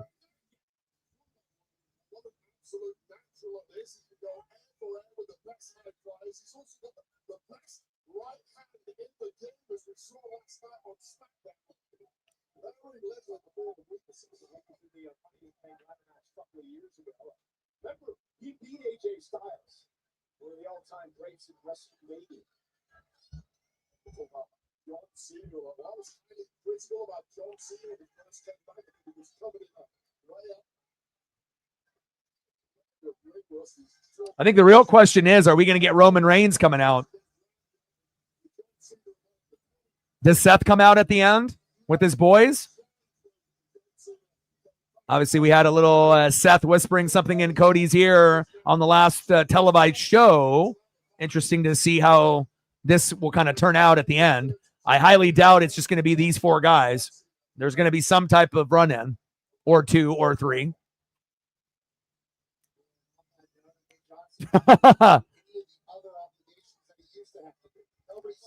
I'll give you my Asian card. That's fine. I feel a lot of people will Yeah, I feel a lot of people feel that particular way.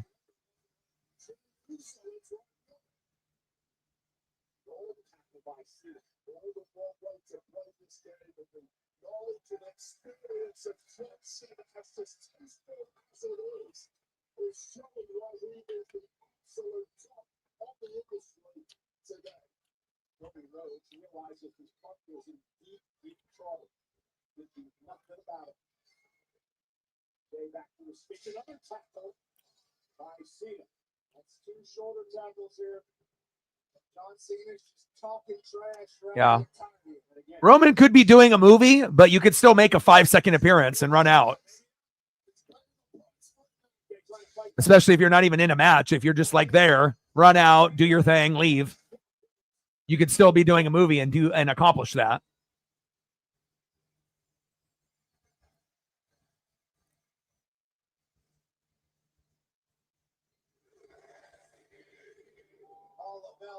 With John Cena.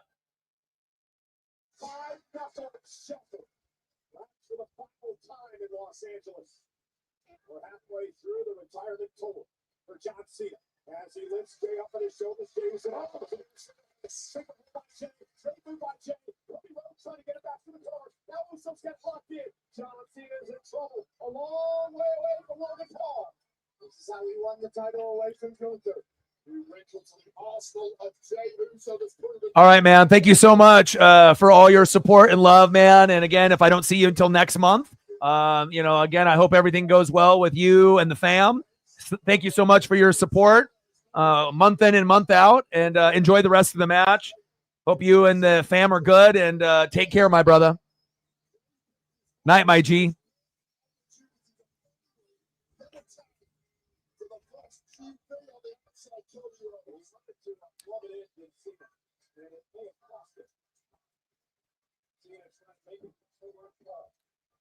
Nice. Yeah, I got it up here. Monkey Kung Fu I'm watching as well. Young has really been struggling. And again, I wish I was able to do both of these events, WWE, Money in the Bank, and the Mariners. My goal coming into the year was doing 150 out of 162. And the only reason that I would miss a game is if I was doing a WWE PLE, which is once a month. So, but unfortunately, the last, few have been kind of overlapping each other. So I wasn't really able to do some of the other ones. I mean, I don't have a problem sitting in a chair for 7 hours straight, but I do have it on right now. What a deep hit ball. Ground rule double for Cole Young. At first, it looked like it was almost going to be a home run there, Monkey. One of the deepest hit balls by Cole Young that we've seen in his early MLB career. I mean, literally, it bounced like 1 foot right in the dirt into the second row right there. And that Angel fan, made a great grab with the glove. About 3-4 rows back. Nice deep hit by Cole Young. Hopefully that's a sign of things to come. Nice job by Cole. That's my boy. That's my boy. Nice job, Cole. Next up, Ben Williamson. And hopefully the bullpen doesn't fuck it up, man. I can't handle another loss. 8 out of the last 11. I mean, I don't mind losing here and there, but, man, we have really hit a wall. Got to win today. And hopefully we can win tomorrow. I just don't like the fact that we got George Kirby on the mound tomorrow. I would much rather have Logan Evans or Emerson Hancock or anybody but Bryce Miller or George Kirby at this point.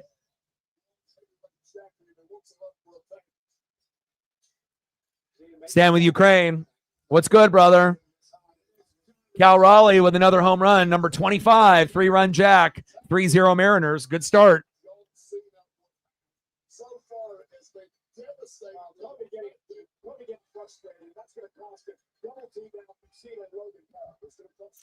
I feel like this main event is very underwhelming. I don't think anyone really cares about this 2-on-2 concept.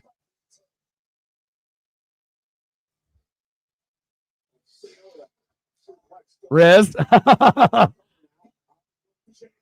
bet. Well, I just saw it a few moments ago, obviously, like when you saw it, and it almost looked like it was going to be a homer after, you saw him swing and hit it and get contact, and then it falls into the dirt and then immediately into the crowd. And Young is definitely not a home run hitter. He's a singles hitter. See if JP can knock him in.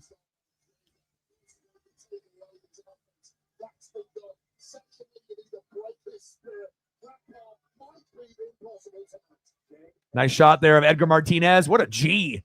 Edgar, my boy. And what's up with all the people robbing the Mariner players while they're gone? You hear about Julio Rodriguez and his house getting robbed? Edgar Martinez? Like a few of these, robberies up in the Seattle area, It's like, come on, man. Our team's already struggling. The last thing that they need is to worry about their house getting robbed by some petty motherfucker trying to steal their merch. But a few players from the Mariners, past and present, getting their house robbed for money, jewels, and memorabilia. Terrible. That's the last distraction that we need for Seattle Mariner fans.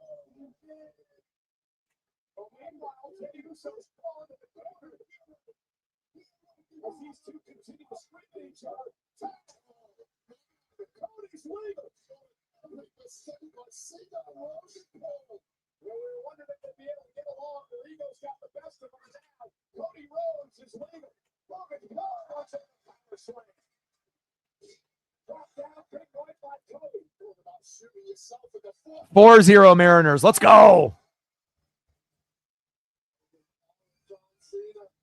JP.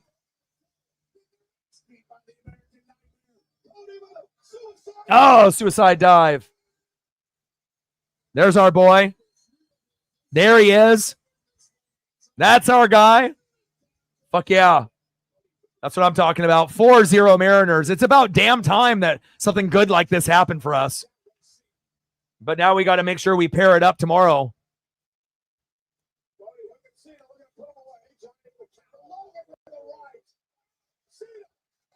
Hey.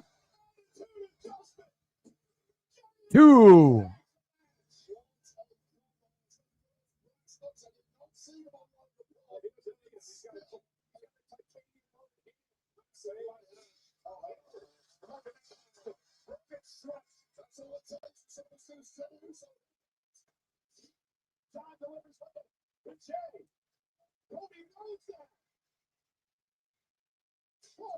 Crossroads.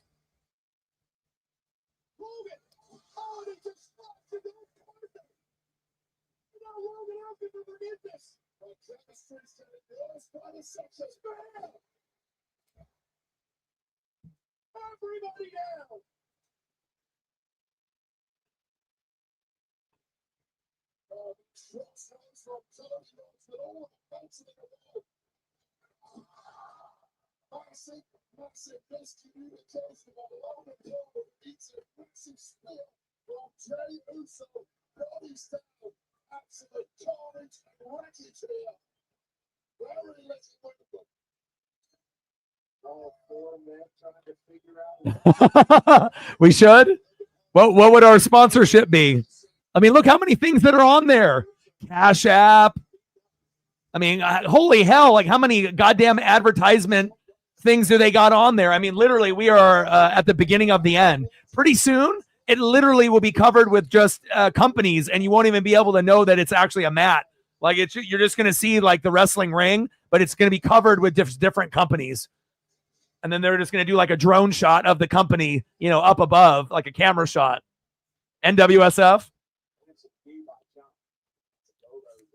That would be cool, but I wouldn't want to be part of douchebaggery of what WWE is doing. But, man, it is getting ridiculous, isn't it? Golly. Like they're like, okay, we're only going to do one sponsorship. And then they're like, we're going to do 2. Okay. Now we're going to do 3. Now we're going to put it on the ladders. Now we're going to do Prime. Now we're going to put it on the tables. Fuck it. Let's just put it all over the ring.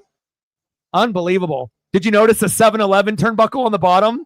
I don't know if you guys noticed that. They have 7-Eleven turnbuckles on the bottom. It's W in the middle, 7-Eleven on the fucking bottom.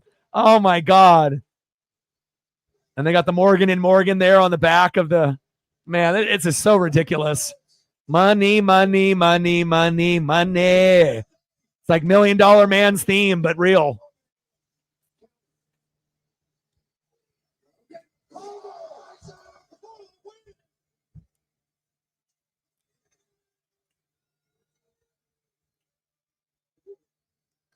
Great start for the Mariners, 4-0 Seattle, baby. I love it.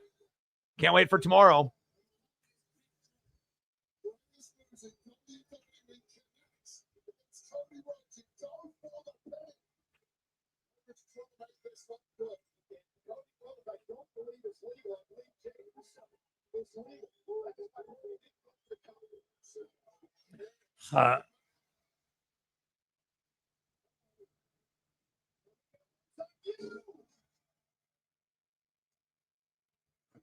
The amount of selling out that WWE is doing, it's just getting so ridiculous. Whether it's intentional or non-intentional, but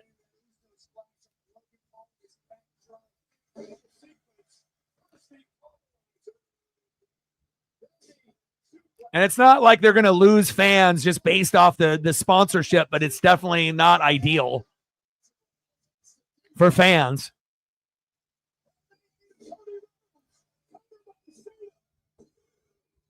Two.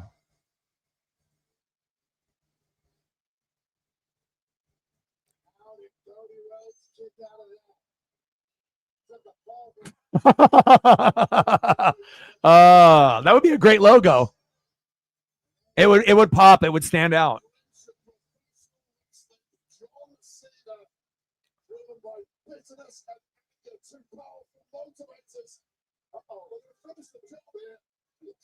I wonder what Vince thinks of it too. So I saw Steph. I'm watching the game right now. RBI with the JP with the RBI. And then now the Angels just ended up homering by Chris Taylor. 4-1, but a 3-run jack by Cal. JP with an RBI. And Castillo just gave up a home run to Chris Taylor, the former Dodger, but we're still up 4-1, so that's good. Try Deads up. Go M's. How are you? I'll be live tomorrow for the Mariners and the Angels in the rubber match. 1:10 Pacific. Kirby on the mound. Too bad it's not Logan Evans, but hopefully we can feed off this momentum, and hopefully the bullpen doesn't cost us this game. But hopefully we can get to like 7 or 8 runs before this game is over.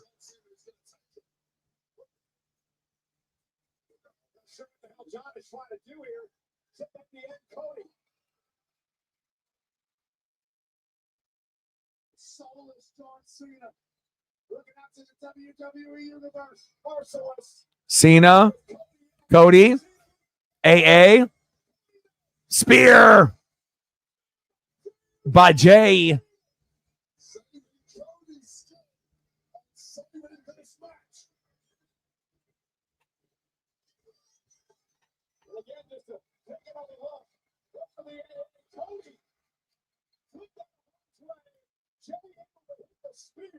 I don't know. I think the only thing that could surprise me out of anyone named McMahon is if Shane goes to AEW.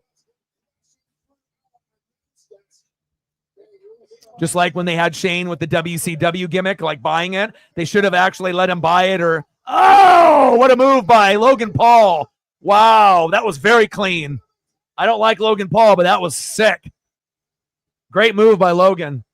But if Shane would have ended up having WCW control, and instead of Vince shutting it down because of his ego, and we could have had ECW, WCW, and WWF together, that would have been amazing. But Vince's greed would never have it happen. Amazing moonsault right there off the second rope by Logan Paul. Into the table. That was one of the cleanest I've ever seen.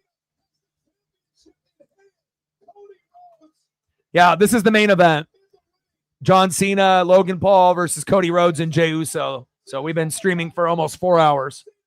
If this was earlier, I would have done the Mariner game after this, but it kind of overlapped, so I wasn't able to do it. I apologize to all my Mariner fans, Monkey Kung Fu, Steph, and others that are watching, expecting me to do the Mariners. But again, the only time I'll miss a Mariner stream is because of a PLE event.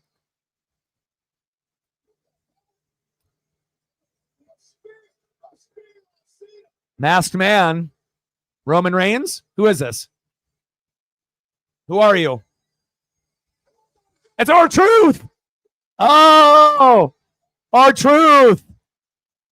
R-Truth. Wow, he called it. Dude, he called it. Reefer called it. R-Truth was going to come out at the end, and he did.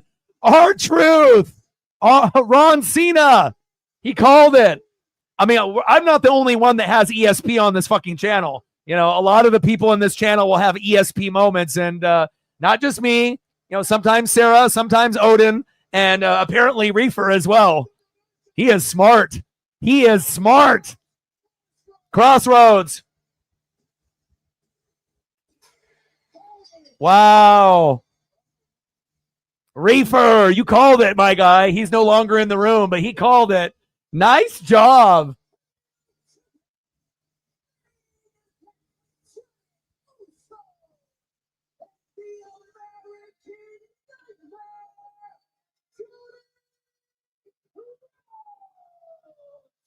Let's go, baby. Ron Cena. At least he's able to go out with a bang. Russell Cena on WWE Saturday night, and then to be able to, you know, do a little bit of damage, you know, at the end before he gets released and not re-signed. Well, he's not really getting released. It's not getting re-signed to a new deal.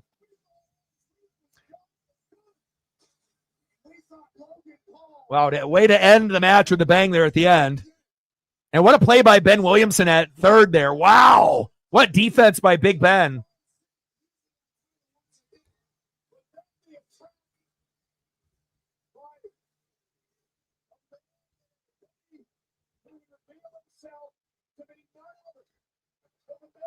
At first, I was like, Booker T? Because you could see the back, and you knew he was a brother. And then, it's R-Truth. Ron Cena. God damn it. Joe Adele with a homer. Now we're down. Now we're only up by 2 runs. God damn it, Castillo.